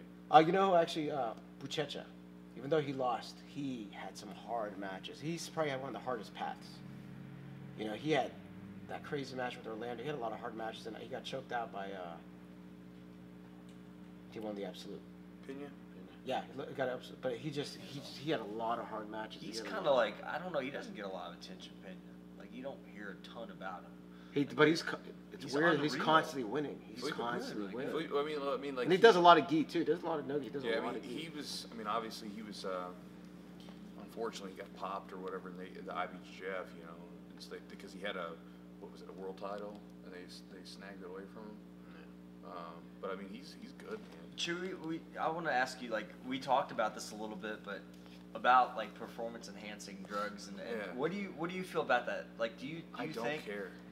I don't care. It's like, I mean, man, like the thing is, dude, like, there's so many ways to like get to bypass that system that they have in place where you're getting drug tested on this day. And then, like, another thing is, man, dude, there's, like, these guys in their 40s, man, and, like, maybe they have, like, some crazy genetics, but for the most part, I mean, man, like, you're 40 years old competing with people, like, half your age at the highest level possible at an elite stage. You're probably not doing that because you ate your Wheaties. Right, like I mean, I'm just saying, it's steroids are a part of like sports, not just jiu-jitsu. It's sports, man. Like there's a reason why football players are like 50, 60 pounds heavier than they were 30 years ago. Like there's a reason why like guys are hitting home runs like out of the park. Like it's like people want, and the thing is like people, they don't want to admit it, but they want to see superhumans. Like they want to see superhuman stuff. Right, but then like they find out someone's a cheater, like so it's a catch-22. One, if they don't use the drugs, oh well then he's washed up, whatever, that's that. But if then he uses the drug, oh he's doing great. But then if they find out, oh well then he's a cheater. Like man, like whatever, dude. I don't care. Like I believe like if we're signed up for a match, we have the same rules, and if you go out of that, you're cheating. Yeah. Now, but I still compete against you. I don't care if you're on steroids, and I know if you're on steroids. I can tell from a mile away. I know when someone's juiced up. They got that look, the juice look. I call it What's that look? That juice look. The caveman chin, the zits, the quick temper. You feel the strength that. I roll with powerlifters. I roll with guys that do CrossFit, and there's just a whole different kind of level of strength. There's just a whole level, especially older guys my age. Some guys same age as me, all of a sudden he's ripped with a six-pack, and a year ago he didn't have that six-pack. I know he's taking some PRT and stuff. Whatever. But if we have a match, and we signed up, and we signed a contract to follow the same rules, I don't care what it is it drugs, is it alcohol? If we have the same rules, it's bullshit. You're fucking cheating. And you're probably an asshole. Probably an asshole. Because it's cheating. It's cheating. If on the mat, I don't care what you're on. I don't care if you got bull horns coming out, whatever juice you're on, I'll roll with you. I don't care. But if we signed up for something and you can affect my money, my life, my record, something I do for a living, it's not fair. I don't think it's fair. So you think you should have like the juiced head league? Yeah, and in our sport, you're never gonna know. Someone's gonna tell I'm not on the juice. I mean, and I think a lot of those guys, like, I think there's probably because there's guys that you won't necessarily know because like there's guys like the Meow brother. Like he was on juice. But it's like, man, you know what? Probably some of that stuff because those guys they systemically overtrain. It's like they probably need to just hold their shit together, because they train so much. It's like their bodies are like gonna fall apart, Like, I think it's for recovery. Yeah, it's not because they're trying to be like a bodybuilder. It's because they're just trying to get up and be recovered to train more the next day. That's what honestly, like I kind of wrote like a blog post about like steroids and shit, and Anderson Silva got popped for steroids after he had his leg injury, and I was like, he probably did it because he was in his late 30s or early 40s, and he was trying to recover. Yeah. And I think he was trying to regain. And I think there's a place and time for steroids. I don't think obviously if you're you know, for recovery and things like that, I think it's maybe it's for there. recovery. I think it's there. I think it's necessary if you train a lot, or you know, if you have a severe injury and you want to get back to, you know, prior, you know, where you were. I think it's fine. If it's for personal reasons, I have nothing against steroids. Like, if you're a bodybuilder, I like seeing these freakish. Yeah. I like. It's just a thing. I just like I like seeing like freaky bodybuilders. Oh, I think it looks cool. It's fun. I think it looks cool seeing someone ballooned up with their veins popped. It looks cool. You know, I could never do that. Just so if they want to get juiced up, go ahead, because it's entertainment for me to look at. You know. Yeah. They're probably dead by the time they're 45. But my thing is with like the stuff, like I wish they would do, instead of acting like it doesn't happen. You know, like start studying this stuff to see what's going on with these guys' systems. You know, again, like I understand because you have this thing. This is the rules, and I understand, and you're right. If you say I'm doing these rules, then it is cheating. Absolutely. It's cheating. But I think that like some of these sports where you know these guys are doing stuff, like they need to do some studies on these guys long term. See what the hell's going on with their bodies. So this way you can like help these guys out later on in life instead of just acting like it's not happening, because you know it's not happening. Like if they would have took a sample of the sweat at ADCC, how much? Oh my God, dude! How much roid you think? I was looking at the sweat on the mat. I'm like, you should probably someone could just take just the straight sweat, oil, inject that sweat into you, and you would come out looking like a bodybuilder. I mean, you know, and it's such a shit. It's a hard thing for people like us that aren't in that upper like small little percentage of sport, whether it be, you know, whatever sport it might be, football, ADCC, whatever, where someone's like, hey man, like you're like right here, and like again everybody else is doing it too, and you know you probably take it to another level if you just start doing this stuff. Like you could train a little bit more. You could like, it's not even about like, hey man, you're gonna be jacked. It's gonna be like, hey man, you can just get back on the mats and train harder the next day, or you can get up and go for your run in the morning. You're not gonna be super sore. You can get up and do whatever. You know, you're gonna have more energy for training, whatever that is. And then it's like, do you take it? You know what I mean? Like it's a hard thing for those athletes, because again they put so much into that stuff, and that's their livelihood. And you know, and it's again like, and everybody. And if you say that you will not do this, you're lying. You will do things in your life to try to get ahead. And if you don't get caught, you're like, sweet, all right, we're good. You'll try to weasel whatever system you're a part of, whether that be in like a corporate system where you're trying to get that big promotion, you know, or like where you're trying to look good in front of the boss or whatever, and you're trying to like maybe undermine someone, you know, or whatever it is that you're doing, or you're trying to like again get ahead because you're trying to train harder in a sport. Like you're going to try to do your best with your abilities, and people will always try to like skim the system as best they can to get by, you know, to get as much as they can out of it. You know, just humans we're opportunistic. You know, humans are assholes. They are assholes. We're assholes. We're assholes. They're assholes. Do we have any questions online? Anybody ask? Oh, here, let's ask them. All right, questions. What's that? Q&A? Make sure you ask. How many people we got right now? 40. Oh, cool. Hey guys, so if you have any questions for me, for Mr. Jiu-Jitsu, Mike, or for Eugene, or for Chad, throw them in there and we'll read them off, and we'll give you some answers. Mine will be long-winded as always. Mike's will be straight to the point. Chewy's will be Mike keeps it real, and Mike will tell you you're an asshole. Chewy will probably say that the Romans did something. Well, you gotta hate on history. Man, I don't know. I'm just saying. I will probably say something rehab related. The Romans are badass. Chad, I don't know what you would do. Yeah, I don't know what I would do either. I'd do everything. We got questions? I had a few people asking where the gym is. The Where's gym. Dirty Dixie. Derby City Mixed Martial Arts is located in Louisville, Kentucky. Dirty Dixie Highway. Come visit us. Dixie Highway. No mat fees. Dixie Highway is the best. You get everything. You get a little smorgasbord of everything. Smorgasbord of people. You get people that want to fight UFC. You get people that. I'm gonna tell you what, man. I won't get in there and fight UFC. I'm gonna take it to the top. You want these comic books? I wish we had a cameraman of all the Comic people that books? have come in, like and like done their little thing. Can we Oh my interview? God. Can you start interviewing people? Have a GoPro. What, you got one? Let's go. You All right, got Maddie. you got a question, please, right How here. long has Mr. Jiu-Jitsu been a black belt? 2 years. And that blows people's minds away. 2 years. 2 years. Who gave you 22. your black belt? My coach James Trelecki, me and him been training. We used to train in the '90s together at the Grace Academy in Cleveland. He gave me my black belt. I know. The '90s. You're an old geezer. I'm an old geezer. Yeah, and a lot of people are freaked out to hear that it took me that long to get my black belt. I'm just a slow learner. Why do you think? Well, and you get it too. You get it. But I also travel a lot. I travel Yeah. a lot for work, and I probably could have got my belt earlier. I kind of was like, I wanted to make sure I was ready. I stayed a long time at each belt because I just didn't feel ready. When you get it, you like it doesn't really matter. It's like it matters, but it doesn't matter. You know, it's like when I get it, it's fine. I wish I was still a purple belt. I So I could sandbag at tournaments. I always thought about that if I could just go back. Go back to white belt or something. White belt, yeah. I'll be the phenom. White belt world champion. Someone asked if you two were holding hands. Yeah. Maybe we are. What's wrong Interlock with that? fingers. You have a problem with that? They're huh? life partners. You guys shouldn't hate. Huh? Hey. Accept it. They're encouraged. What the? What kind of question is that? I like It's that. a terrible question. I like It's that. the internet, man. This is how this thing works. Well, there haven't been a whole lot of questions. It's been a whole lot of like trolling. Trolling? What have they been Give me doing? some trolls. Give me some good trolls. We'll respond to the trolls. You Yes, can't you read Read can. them. Read them. Yes, you Here. can. You want me to read it? Here, I'll read it. I'll read. Chewy, get over here. It was by one specific person. Uh-oh. A bunch of people were reporting them, so I don't know. No Don't liabilities? report them. No liabilities? What'd they say? My girlfriend said you better not hold my hand again. Get over it. I'll do what I want. Let's see here. Layla, tell your I'm stop calling me no more way my dick is throbbing. What is this? The entire time.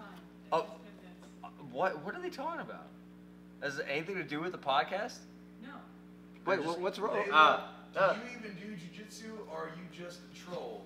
Layla, calm your tits. I love it. That was Justin who asked if we were holding hands. Who? Justin Court? Justin Court. Justin, I'll hold your hand. God, that place is terrible. Yeah, that's what I'm saying. The This is entire not even good Trolls are troll. reporting Nothing, stuff. no, it's just me and like, Like, the past little like bit. talking about us? Hey, I'll take offense to that. Are you guys scared of North Korea starting World War III? Are we scared of North Korea starting World I'll War III? armbar the shit out of him. What, with their one firecracker? What are they going to do? Did I just start a war? You might have. You might have. So, do they have any real? Do they have any like Yes, real weapons? they got some What stuff. do they have? They've got like some. They've got some tanks from World War II. His Derby City. It's gonna be like one of those Ronald Buckets. It won't even pop at the end. I don't believe they got shit. I'm sorry. Oh We're man. just playing videos of like stock footage of missiles. Check out our I missile know. launch. It's I don't like seriously. What did they have? Like who's gonna put it together? They're starving. All right, Nelson asked, what are the best things you can do off the mat to improve your jiu-jitsu on the mat? Watch Chewjitsu's page. Yes. That's the best way. Off the mats, Chewy. Go lift weights and go do some yoga. Yoga. If you You guys have to reiterate the question because I don't know. Oh, so for you guys that asked the question, what should you do off the mat to, help yourself on the mat? I would say lift weights. I think if you do it the right way, like hip extension exercise to counteract the muscle imbalances, like hip extension exercises, things to force extension of the upper back, and do some yoga. Yoga's really good. Yeah. I do yoga like hot yoga like twice a week. You're hot. Whoops my ass, dude. You're hot. You ever done hot yoga? No. It's brutal. I've done yoga, but not hot yoga. Dude, I'll lose like 8 pounds in every session. It's ridiculous. Like Chewy said, think about jiu-jitsu posture, rounded, forward, everything tight in. So work on Incredible. counteracting. I just tell people a simple rule is stretch the muscles that are tight, strengthen the muscles that are loose and weak. So simple. I think about North Korea and their fake bombs. Firecracker. They're firecracker bombs. Oh my They're God. jumping jacks. Hey, I mean, dude. they make firecrackers over there. What are they gonna make? Dude, A real bomb? You gotta be careful though, man, because some of those firecrackers, that shit can get you. Yeah. I gotta be careful they don't We had a try to 4th kill of me. July I'm gonna party, go home somebody tonight. almost There's gonna be some died. Secret Service guy. It's gonna be like that movie, The it made Interview. North Korea? I'm covering my face now. Maddie, what you got? If you guys were submission, what submission would you be? Oh, it's easy. If we were submission, what submission would we be? Chow would be a triangle choke. You'd be the meat stick choke. I would be a loop choke. Chewy, what would you be? If I was You'd be a Kimura. I'm a Kimura. Kimura, what would your Banana split. Banana split?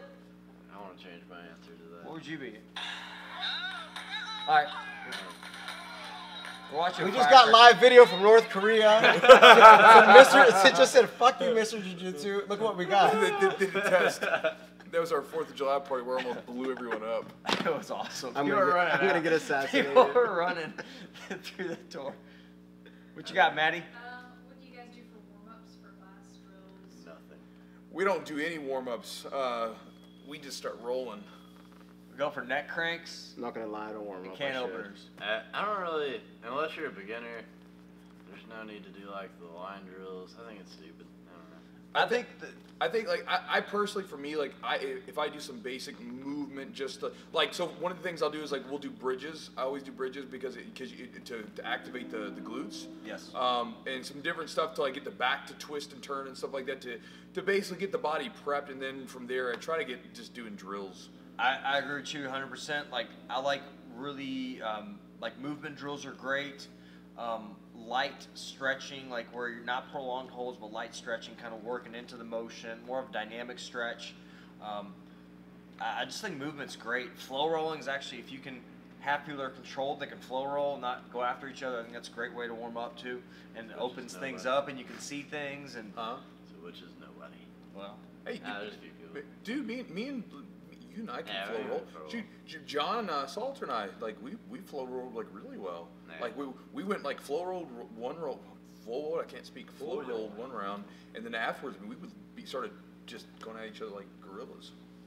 Yeah, I pretend to warm up until it's time to roll. I do like this, like I'm pretending to roll. Yeah, he's over in the corner. And I pretend to do like some real warm. Like, is it time to roll? Then I just do it because I'm actually lazy. I hardly ever. Not gonna lie, I'm lazy. Before, like, yeah, you can't even fucking run. You can't sidestep. I don't know. I don't like warming up because I'm not an athlete. When I go to tournaments and stuff, I never know when the fuck I'm gonna go. I was like, even in IBJJF, they're like, you're gonna go at this time, and then it's like 20 minutes later. I'm like, cool, I warmed up, now I'm cooled down. So I gotta get warmed up like halfway through the match. See, I'm not athletic. Like some people do like this really cool warm ups, and I'm like, I'm not an athlete. I can't do this crazy. You don't have to do. It's just a lot of movement stuff. A lot of it's just like getting those muscles kind of fired. Well, a lot of it is me being super lazy too. I'm not gonna lie. Well, I mean, that's the thing. It's like I mean, because again, everybody wants to go straight. It's like wants to go straight to the dessert. Like, let's go to roll. Like, but the thing is like like, I mean, I know from my own personal experience, most of the people that I've seen had like some serious nasty ass injuries. Typically, it's because they didn't warm up. Like I remember seeing the first ACL tear. Hence me. That's why I'm so injured. Like it was a guy who came in late and he just jumped on the mat, and then it was like his first roll, like his ACL tore. I've even had several times where like I just was like running on the mat, oh shit, I'm running late, and just jumped on the mat to roll and then like tweaked my shoulder. So for me, I know that like doing some basic stuff to like just move. It doesn't have to be like anything crazy. Just priming my back up to bend and twist, and then getting my knees, my hips moving, and then I'm good to go. And then we can just. Well, it's like muscle, like you're getting like tissue elasticity. Like if the tissue's tight, think about like if you're, just think about like something that's just not stretchy. If something has more give to it, you're less likely to injure. I mean, or tear it. even like when I lift weights, it's like I don't like doing it. I'd like to just go start lifting weights, but like I do a pretty intense warm up, and honestly, my lifts are like. If I do the warm up, my lifts are so much better. I'm like move better through the motions, and the actual my weight goes up. Yeah, I think a lot of it's muscle memory. A lot of it's neurological, kind of just getting your. What do you think over there, Chad? Huh? Chad's like, I can't run. I can't sidestep. My knees hurt. But I'm 22. Messed up. I'm 22. So fuck warm ups. But I can choke the shit out of people. Warm ups are for pussies. There we go. That's what I've been saying. So there we go. My whole jiu-jitsu channel, my whole channel is nothing. It's for pussies. Sorry. I don't know. Any more North Korea questions? I think it's important. I think it's important. I don't think people like to warm up. I think warming up is for people who suck at jiu-jitsu. Okay. That's not true. Chad's being a troll now. I like it. All right. What else we got? Someone said that a few days ago they got cauliflower ear. Perfect. And they couldn't have anybody to drain it, and he said he had a friend try to do it, and he didn't think that she was doing it right. So what did they do? So if you have cauliflower ear, don't drain it. What's that? No, go ahead. Yeah, don't drain it. Like, keep that stuff. Like, you've earned that. Like, God, it took me 8 years to get this. I was so happy when I finally got it. Like, I was like, yes, I finally get to join the club. Didn't Ruslan say in Russia though, like they'll go and like hit their ears with hammers to give them some cauliflower? Oh, I've heard people send me messages. How do I get cauliflower ear? Yeah. What do you say to them? Get caught in guilty jokes? Somebody was like, I want to train, but I don't want to get qualifier. I was like, well, then you probably shouldn't train. I was like, I don't know what to tell you. Yeah, if you don't want to it's actually very painful when it first happens. Yeah, Sure, you want it's actually bad for your hearing. It's actually not good for your hearing. It's not good for your hearing. He can't hear you. That's the joke. Hey, speaking of hearing, are you squeamish? Like, depends what I'm looking at. I love watching Chewy. This earwax. What are we looking Chewy, how at do you at clean your first? ears? Is it pornographic? Is it? Check this out. This came out of my ear. Oh God, looks like a. What the? It came out of my ear. What the fuck is that? Wait, let me see that again. Yeah. It looks like a dead bug. It does, doesn't it? That I came out thought of it my was ear. poop at first. Looks like poop. I know. It looks like cat poop. It came out of my ear.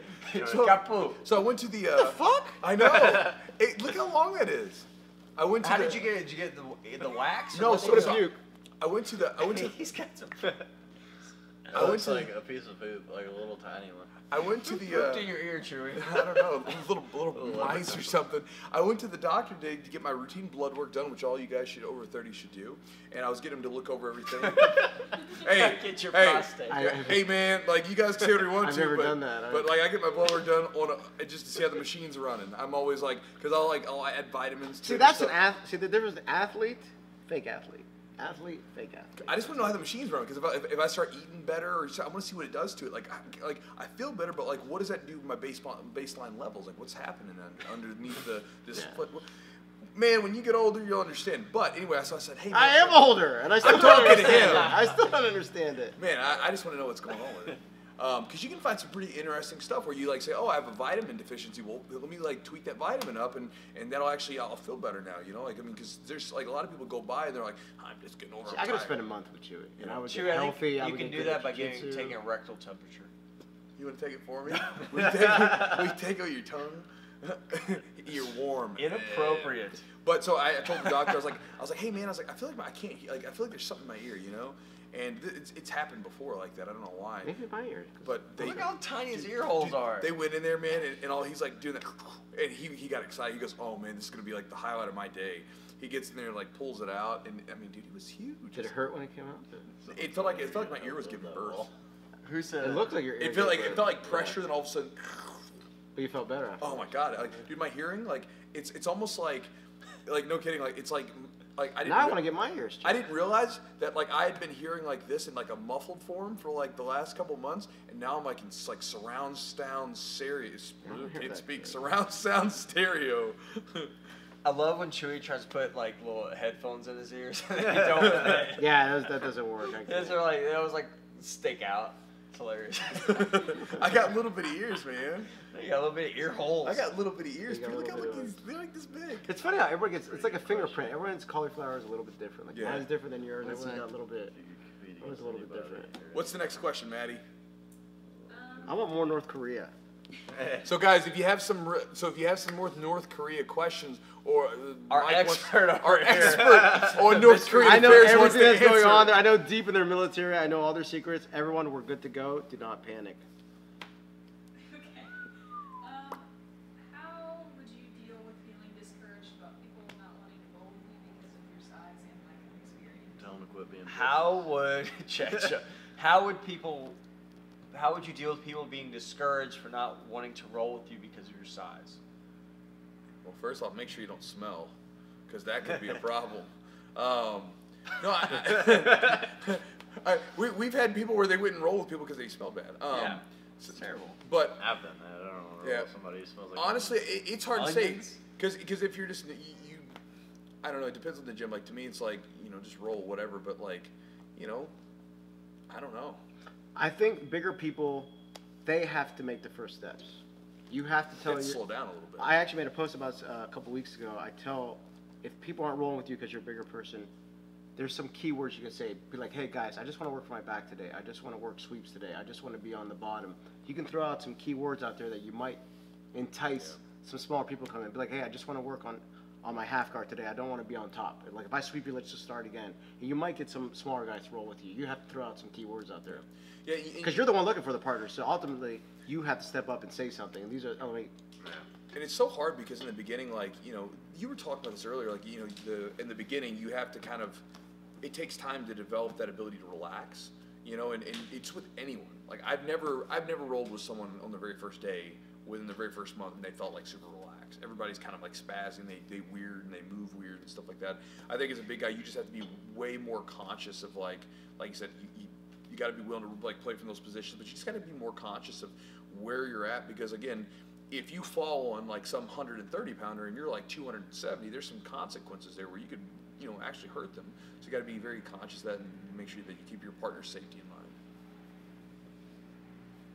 What were you laughing over there? They got a good one. What else we got? Kim Jong-un and Vladimir Putin had a jiu-jitsu match.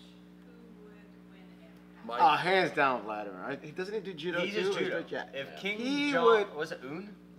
He would fuck him and his fade up. Dude, Vladimir would destroy him. Right It off wouldn't- on it wouldn't a be a match. valiant steed He'd be with out a of breath too. He'd be all out of breath. Putin, of course it's Putin. Putin. I mean, like, Putin is KGB, man. Yeah. and I mean, like, That dude is out.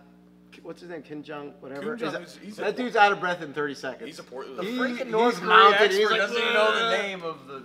Yeah, I'm Dude. sorry. Yeah, North Korea Yeah, he's out of breath in 30 seconds, getting destroyed. So. That'd be awesome. I wish it'd be cool to make the presidents just fight at least one day. One day. Look at our president. If he fights, oh god, that'd be terrible. Someone rip his wig off. I don't think it's a wig. I think it's real. I think his hair's real. Probably is, but still. But it's not. It's real, but it's like, it's flipped around and Yeah. bird nested, right? Right? It's something, man. It's Oh my god. What is it, Maddie? What's the next I one? was just laughing. Oh, okay. Tyler, he sent in this question quite a few times. Okay. Tyler, alright. Does the love of jiu-jitsu ever become quite painful? Do you think there's a fear of success when it comes to the art form? Fear of success. Yeah. So is the love of jiu-jitsu painful, and is there fear of success? Yeah. Painful in what way though? Like I mean, like does it hurt because you love jiu-jitsu and you're like getting injured? Like he wants to succeed. or painful because that you're dedicating all your time to it. Yeah. And He wants to succeed so bad in it. But see, that's when you get in your own way. You got to know, like you got to have a goal and say, like, man, I want to push it, I want to get better, I want to win tournaments, whatever. But like, you can't fixate on that stuff because you have no control over that. Tyler, I don't like your question. I mean, How's that? if we're It's saying confusing me. That's why I don't. I'm confused by Tyler, the you question. confuse the shit out of me. Write it again, Tyler. Write it again, Write it again, Tyler, and write it better. Elaborate. Yeah, elaborate on what you mean by the pain because I'm going to go off on Sorry. some tangent. It's I all want right, to make man. sure that if I'm going to do this, at It's least good. it's some use to you. Because I'll go off. Sorry, Tyler. You gotta take a mulligan. Redo that shit. You're gonna come back to it. You suck at Yeah, we'll questions. come Yeah. back What's to the next Tyler. one? What's the next one? Mr. Okay. Jiu-Jitsu. In a world where Tyler's question is being reiterated, we wait.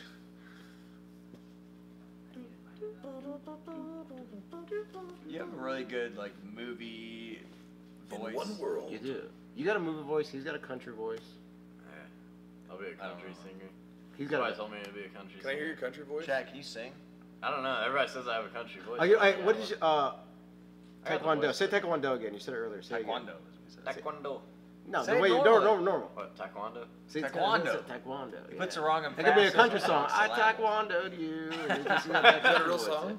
No, I just made it. Oh, okay. Yeah. You never heard that? That could be a hit. Taekwondo. You could have got me over. I'm like, It's oh, yeah, Taekwondo. it's big country He song. just has a You very say country voice. taekwondo. It's very, Sure. it's very, Taekwondo. It's it's very taekwondo. romantic. Taekwondo. Very I romantic. see why your girlfriend loves you. It's a very. It's awesome. I would love you too with that voice. Do you have any rituals or preparation you do before a competition to get rid of anxiety? I take a pregame dump. Oh my god. Go in the back, rub it Mr. out. Jiu-Jitsu, would you please verbalize your Masturbate. Just knock one out in 3 the back times. room. It relieves stress, pressure. I honestly, in all seriousness, I have a game plan and I go through that game plan in my head. Like plan A, plan B, plan C. That's kind of what I do. Yes. And I also take a lot of, I go to the bathroom a lot beforehand. Yeah, if I'm everybody goes to the nervous. bathroom. I say, fuck it. Whatever happens, happens. I don't have control. I'm just going to go out there and do it. I think, honestly, I've grown to enjoy the anxiety because, like, you go through your life day to day and you do not get that feeling. that feeling does not pop up.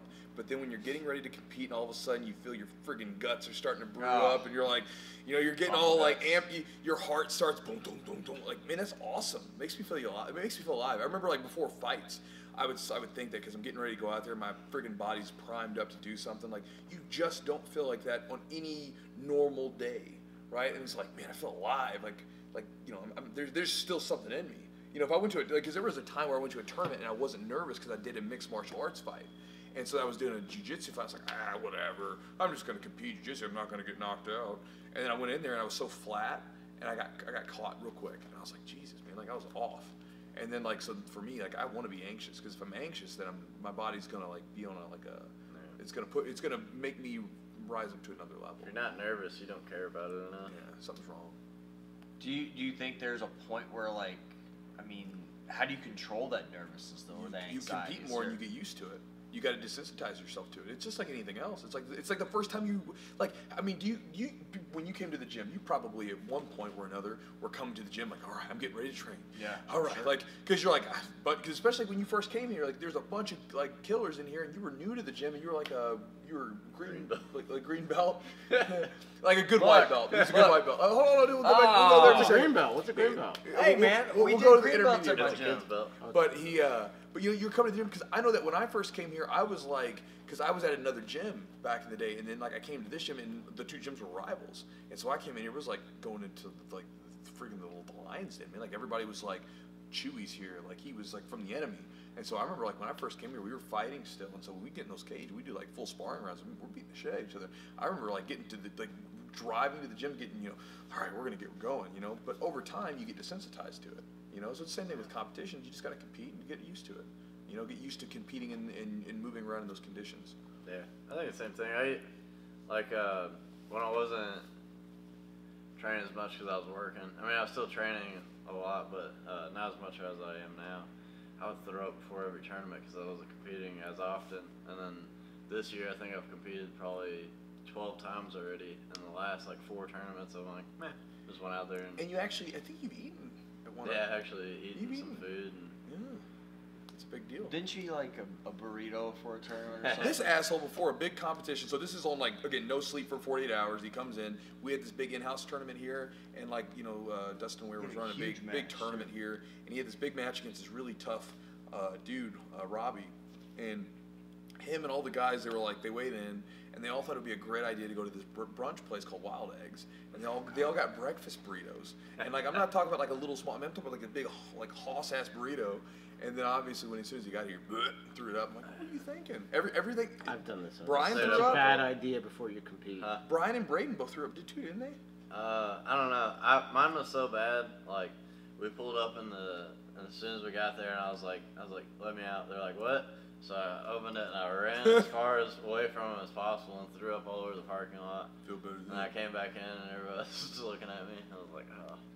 I don't know. Plus I didn't sleep, so it was like, is that? Dan asks, should we panic about North Korea? Should we panic? No, they don't have real weapons. They have firecrackers. That's all they got. They got jumping jacks. They got sparklers. They don't have real weapons. They don't have anything. There's nothing. It's all fake news. There's nothing that they have. Oh my God. So no, you're good to go. Mr. Jiu-Jitsu says you're okay. You're good to go. You're not gonna die for sparklers. You're fine. I'm not gonna burn. Tyler reworded it. Tyler reworded. Been waiting for this, Tyler. I might get burned a little All right. bit. Been waiting for this question. I guess BJJ primarily relies on the optimal function of your body. Not true. An injury can take you out for 3 months, 6 months, or even forever. At any point, one day it will end. What you love ends. How do you deal with the pain of realizing this? Everything's going to end, brother. One day you're going to kick the bucket. That's just the way it is. And as far as injuries go, again, going back to what he was saying, like you got guys with no legs, no arms, and they're still doing jiu-jitsu. That's a choice. If you decide you don't want to do it anymore and it takes you away from it, that's a choice. I don't like your question. I don't like it again. Sorry, Tyler. I don't like it again. All I heard was excuse. That's all I heard. So no. Yeah, I mean you'll find a way to train, even if like when I was going with Chewy, this fat ass fell on me and popped my whole hip out of place. And I was back in here the next week. Why you gotta call me fat, dude? Come on. Well, you were at the time. I was not fat. I was normal. He's sensitive about it. He popped my hip out of place. We're hurting feelings today. I mean, it's getting deeper with Chad. Chad is turning into Mr. Jiu-Jitsu Junior. Being an asshole. Yeah, But go back to what you were saying after you called me a fat ass and I broke your hip. I was back on the mat. No, it's not my fault you fucking fold in half and you need to keep your damn leg in front. Like, hey guys, who wants to roll? Yeah, come on. Fucking get down here. Chewy, get up, put your beer.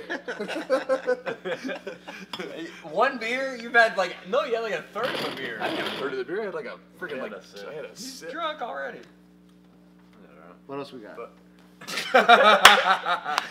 Chad didn't even get his point across. Go ahead, Chad. No, go ahead. I'll shut Chad, the your fuck up. point sucks. I'll Yeah, shut my up. point sucks. No, go ahead. Just make your point. I'll shut up. I already forgot. It's Chewy, what did you do before being a full-time instructor? I worked in IT. You gotta make something. Oh, excuse me. So before I was doing jiu-jitsu full time and teaching, I would typically it was a seasonal job. I would go down to the Florida Everglades and wrestle gators. God, I got nothing. Now we're talking. Now they're going, like that. huh? That's all you got? Wrestle the gators and I'd skin them and bring back the skins and Nope. sell. No, okay. I worked in IT, Nerd. so fucking hated it. You see Chewy, just big gorilla sitting behind a desk. But you know what's funny? It's like you'd go into work and you'd be sitting in your cubicles and stuff, working on stuff, and guys, they'd come in, they'd be like just super tired, and I was tired from training or something, and then these guys would come moseying in, I'm like, hey, everything all right? And like, oh yeah, dude, long night. And I was like, I remember one time I was like, oh yeah, long night, man. And I was thinking he was with his girlfriend or something. I was like, yeah, let's get you a long night. He goes, yeah, I was playing WoW all night, World of Warcraft. I was like, Wow. fuck. It's like I have nothing to talk to with you guys. You don't play WoW? No. Wow. I can't believe you don't play WoW. What else we got? Keep 'em rolling. Have you ever had to use BJJ on the street to keep anyone from fighting, you or anyone else asking all the Have you ever had to use BJJ on the street to keep people from fighting? To keep people from fighting? Or fight? Yeah. Or defend yourself? I've done it before a couple times. Yeah. Go ahead. One of my really good buddies, his name's Dalton. He was getting ready to get punched from behind. Him and this kid, they didn't like each other in high school, and they would always talk shit to each other. They hated each other.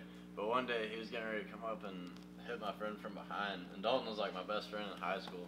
So I saw it and I ran up and put him in a rear naked choke. I was like, you touch him, I'll fucking kill you. It was probably not the right thing to do, but I wasn't gonna let him hit my friend from behind. And so I was like, I went up, put him in a choke, stopped the fight. What was the right thing to do? I mean, to say what I said. I don't know. When I get really mad, I just say stuff. So, Chad made him go night night. yeah. I was like, oh fuck. I think like Have you ever been in a fight outside, bro? I haven't, man. I kind of avoid it, I guess. I've never really been one to get into fights, He but grew up in the hood. Pussy. thank you. But no, man. I kind of like. I don't really. I mean, I don't look for it. I don't know. Maybe I don't put myself in that situation. I don't hang out in the hood. I don't know. I haven't, and I don't feel like. That's surprising. What? I don't know. You just have a look. Look. You look like someone that, like, She get punched in the face. I mean, if I was gonna look for someone to punch in the face if I was at a bar, I would look at you like that's the dude. All right. You're the dude to get punched in the face. No, but I have not. But I do feel, I think somebody that we've talked about this a lot, basic jiu-jitsu would, I think knowing basic jiu-jitsu would help you in a street fight. Let's just end it at that. What about you, Mike? I have gotten. When I drink, I get what do they call it? Blackout drunk, so I don't remember. Keep yours But away I from guess me. I have used jujitsu, according to my friends. But you don't remember. They told me that I was like on the ground rolling and stuff, but I was blacked out drunk. Because when I drink, I can't stop drinking for some reason. I just keep drinking and drinking and drinking and drinking. I have a problem. I And only drink like once a year, but when I do drink that one time a year, I get blackout drunk. And I've used jiu-jitsu in a fight as well. You can go watch my video on it. Jiu-jitsu, BJJ in a street fight, something like that. And it's a long video talking about other stuff. Me and Chew grew up in the hood, had to fight every day. My bus, there was literally. At least you knew jiu-jitsu back then. Yeah. I didn't know jiu-jitsu back then. I was just like hanging on. Like jiu-jitsu would have been awesome to have back in the day. Oh my God, if I would have jiu-jitsu. My bus, everybody had to sit like this, like facing the side. Because if you were standing behind somebody, come up and just clock you in the head. God, and there's no, Kentucky was that rough. it was. Hell? If you're from Detroit, Kentucky, what the hell? I was born. I mean, I was super poor, so I grew up in like this terrible area, and I swear, if you would turn around, someone would come up and just hit you inside the head. I got and jumped then it'd on be the the whole street bus in fighting. 7th grade. Yeah, it's terrible. Yeah. You did a video about that too. Mm-hmm. Talk about when I got Chew, you run out of stuff to talk about, man. I got plenty of stuff to talk You about. know everything. Yeah. I had two people when I was walking home from my bus. I always kept my earphones in because I grew up in the hood. You don't want to listen to really loud music, and then somebody runs up behind you and starts beating the shit out of you. So I just had my headphones in, and I hear footsteps running, and I'm like, fuck. I was almost home. That's all I could think. I was like, God damn it. So I turned around, and these two people are jumping or just running as fast as they can at me. And then they stop like right at me, and I'm like, I already got my hands up, getting ready to fight. They're like, give me your backpack. And I'm poor. I'm like, I'm not giving up my shit. So I started fighting both of them at the same time.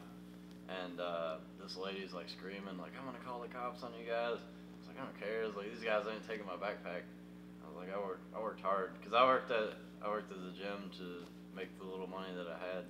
I bought that backpack. I was like, I'll give my life for this backpack. You're like the So Eminem. I'm sitting there fighting both of them. They took off running. And I'm like, They weren't getting that Hello Kitty backpack. yeah, nah, that was my Power Ranger backpack. Damn it. Power Ranger, right? Is that what you're saying? How do you feel about the IBJJF rules? I think you talked about it. How do I feel about how do we feel about the IBJJF rules? As opposed to sub only. As opposed to sub only. Okay. How do I feel about IBJJF rules opposed to sub only? It depends on the sub only event, but I like it all. I mean, I think that again, like like Mike was talking about earlier, when you have points involved, I think in general you get a sense of urgency because someone doesn't want to lose. Now you do get people that will stall on a point, but you get the same thing in a sub-only match where guys don't really go for it and they don't really go after it. So I think it always comes back to the competitor. The only thing I don't like about sometimes with the IBJJF rules is if you're going to allow the 50-50, I think you should just go ahead and allow heel hooks. Because it's like people get tangled up in that position and there's no like like we were talking about that earlier. You get into 50-50 and you can basically just teeter-totter each other, and then it's like you get stuck there. To me it's like either let them do heel hooks or almost have like a mandatory like restart back on the feet. Like okay, like you guys have because they have it in the guard where they'll start deducting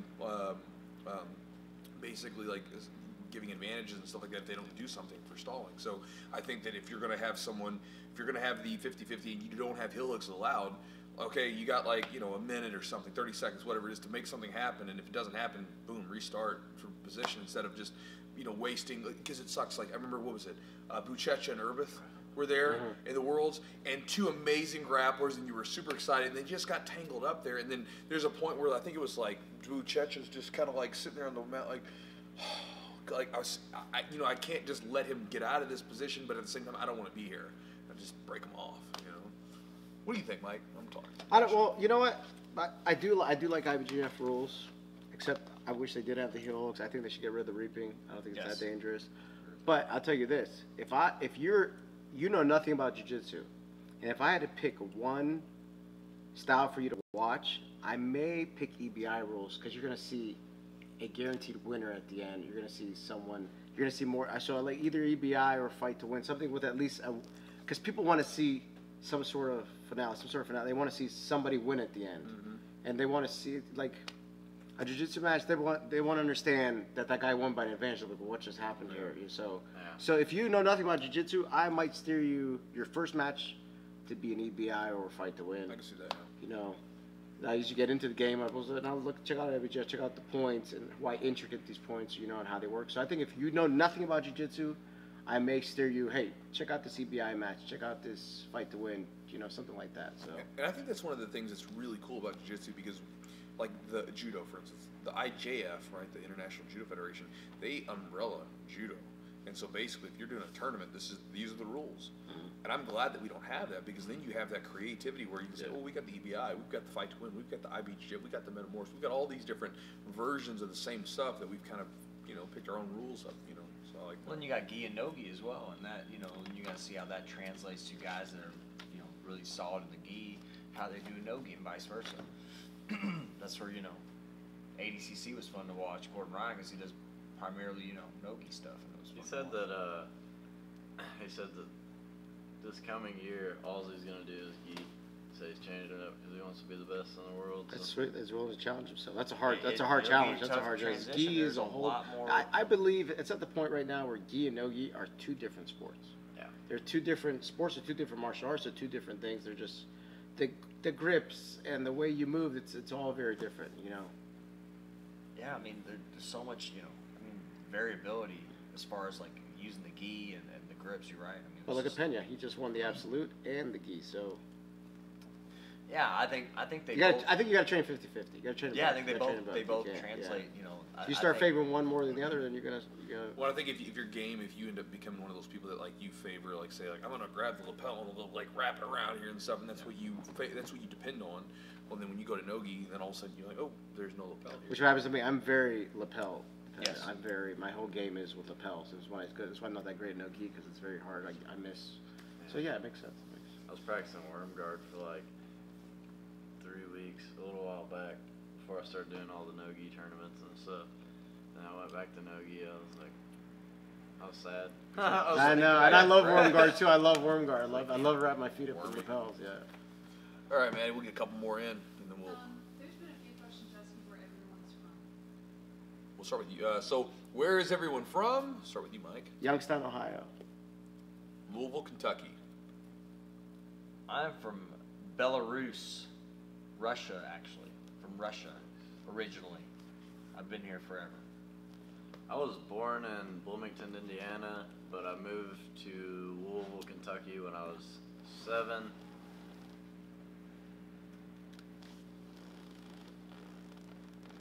Is that it? I know those are good. Sorry, I didn't know. Any advice on hitting a wall and feeling like you aren't making any progress? 3-stripe white belt into jiu-jitsu. That's from mine. Hitting a wall when training. We talked about this. Basically, choose something to work on, whether it's your guard, closed guard, open guard, and try to work on that for a certain amount of time. And I mean, that's really just giving yourself direction. Don't just go out there and just kind of just roll. I think finding something to work on, a direction to go into, like say, you know, like Chewy, you had talked about a specific pass or a specific, you know, position, work on that, see how many sweeps you get or how many submissions you get, and kind of keep track of that and take notes on that. I think, you know. And I've rambled on so many times about this. Mike, you Yes. throw anything in there? No. Hitting a wall with training. Honest God, it's just like you just got to break through. You just got to keep plugging at it. It's one of those. It's a struggle. It's that struggle we were talking about. That's part. You're supposed to struggle. You're supposed to hit walls when you're training, especially in Brazilian Jiu-Jitsu. You're supposed to hit walls. You're supposed to be frustrated. That's all part of the. That's all part of the plan. That's the design of Jiu-Jitsu. It's walls. It's frustration. It's failures. That's what it is. And eventually, if you can stay long enough for that stuff, there is light at the end of the tunnel.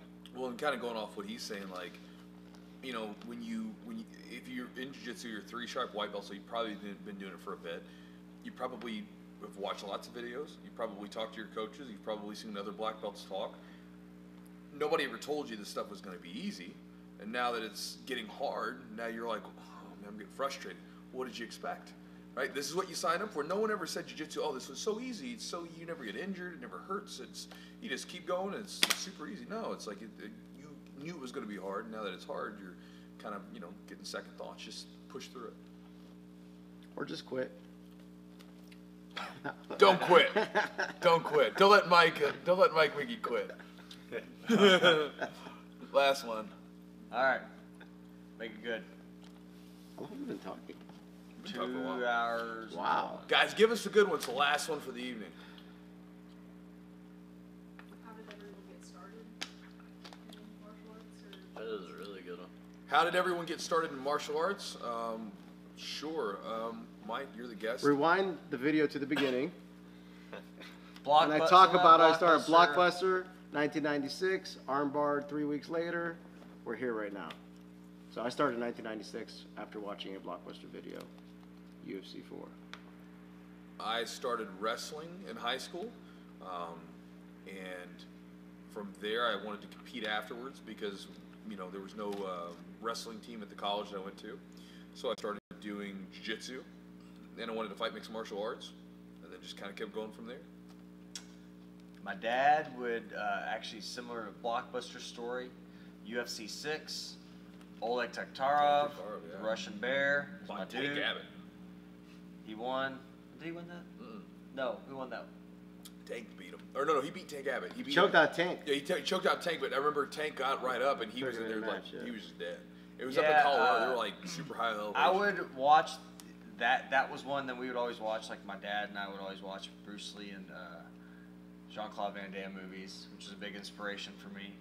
And then one of my buddies from high school said he did wrestling at a gym, and so I told him I'd go with him to because he said taught wrestling at a jiu-jitsu gym, and I ended up calling him. He wasn't there. He didn't pick up, so I went by myself, and I had my first class with David Riley, and now I'm here.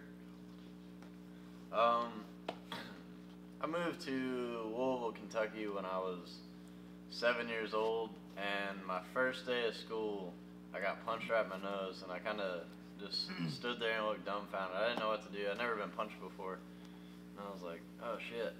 And the kid, he hit me like 3 times, and I was like, alright. So I went home. I wasn't even going to tell my dad, but the principal already called my dad, told him that I got hit because my nose was all like swollen and stuff.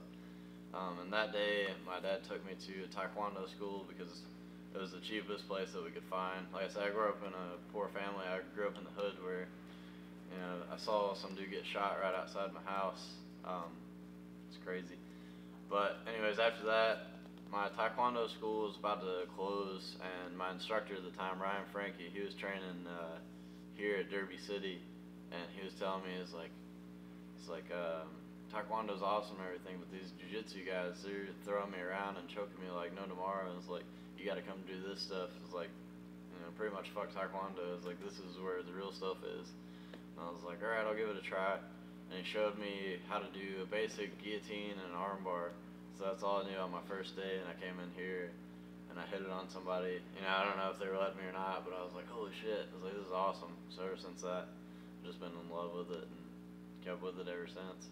Even when I get bored with it, I just remember when I started, and that's my most memorable moment. It's like why I started. I got a question. What was your first submission? My first submission was guillotine. Chewy, do you remember what your first submission was? Well, it depends. Like me and my buddies, we used to. So there could be a couple depending on what you want to look at it. I used to train in my basement on some carpet with my buddies. We used to like pick apart moves and videos. We used to beat the shit out of each other. That was that. Or there was a first submission that I had against someone that was not one of my old buddies. There you go. At the gym. It was against Robert Halprin. So. Rob. Yeah. So Roberto. I came back and went to the seminar, and my old instructor, Rob was like the golden boy of the gym. And so Rob, he paired us up, because he wanted Rob to beat me up. And roll with Rob, and I want to say that Rob said that he was like high or something at the time, because Rob used to be in some bad stuff back then. I think he said he was on some pills or something. But we were rolling, and I was in turtle position, and there was a fight where Minotauro caught like a belly down armbar from Turtle, and I was just like, there's the arm, and I just jumped for it. So I'm in Turtle. I leaped over to the other side, snagged the arm, and then just got a belly down armbar. And then I remember my coach instantly turned away. He was pissed off. That was my first submission that wasn't against one of my buddies. I had a triangle choke. I was really proud of it. Still remember. Mike, do you remember your first submission? I'm way too old. I can't. Come on, man. What's your go-to? Do you have a favorite submission you like to hit? I used to like leg locks until everybody started learning them. I used to love leg locks. And then when I started learning them, I'm like, this doesn't work the way it used to. Like, you go to tournaments, and I would just leg lock. Then people started catching on. I was like, and then I started getting leg locked. I'm like, oh, the tide has changed. You know, that's the funny part about it is I remember going to tournaments as a white belt, and like I said, there were no calls on reaping. There were no calls on heel hooks. No one gave a shit. Like, it was like a heel hook, whatever. Like, don't care. Ankle locks, knee bars. Doesn't matter. White belts can do it. But man, oh man, you put someone in a friggin' neck crank, that was it. It's just so weird how, like, the taboo moves change. Mm-hmm. That's right. Yeah, I was doing heel hooks at blue belt. I don't really. I would have cared. Cheater. All right. All right, guys. So, Chewy's website, jiujitsu.net. If they're here, they know where they're at. Chad's got a YouTube channel. What is it? Chad Hardy. Chad the Beast Hardy. Chad the Beast Hardy. Mr. Jiu-Jitsu. Don't even follow me. He's good. He says stuff. jiujitsutherapist.com for me, and this will be up on iTunes tomorrow on Jiu-Jitsu Therapist Podcast. Thanks, guys, for hanging out. Appreciate it. Thanks for having me. Appreciate it. See y'all. Nux. Oh, my legs. Awesome. Thank you, sir. Thanks for having me. Standing up.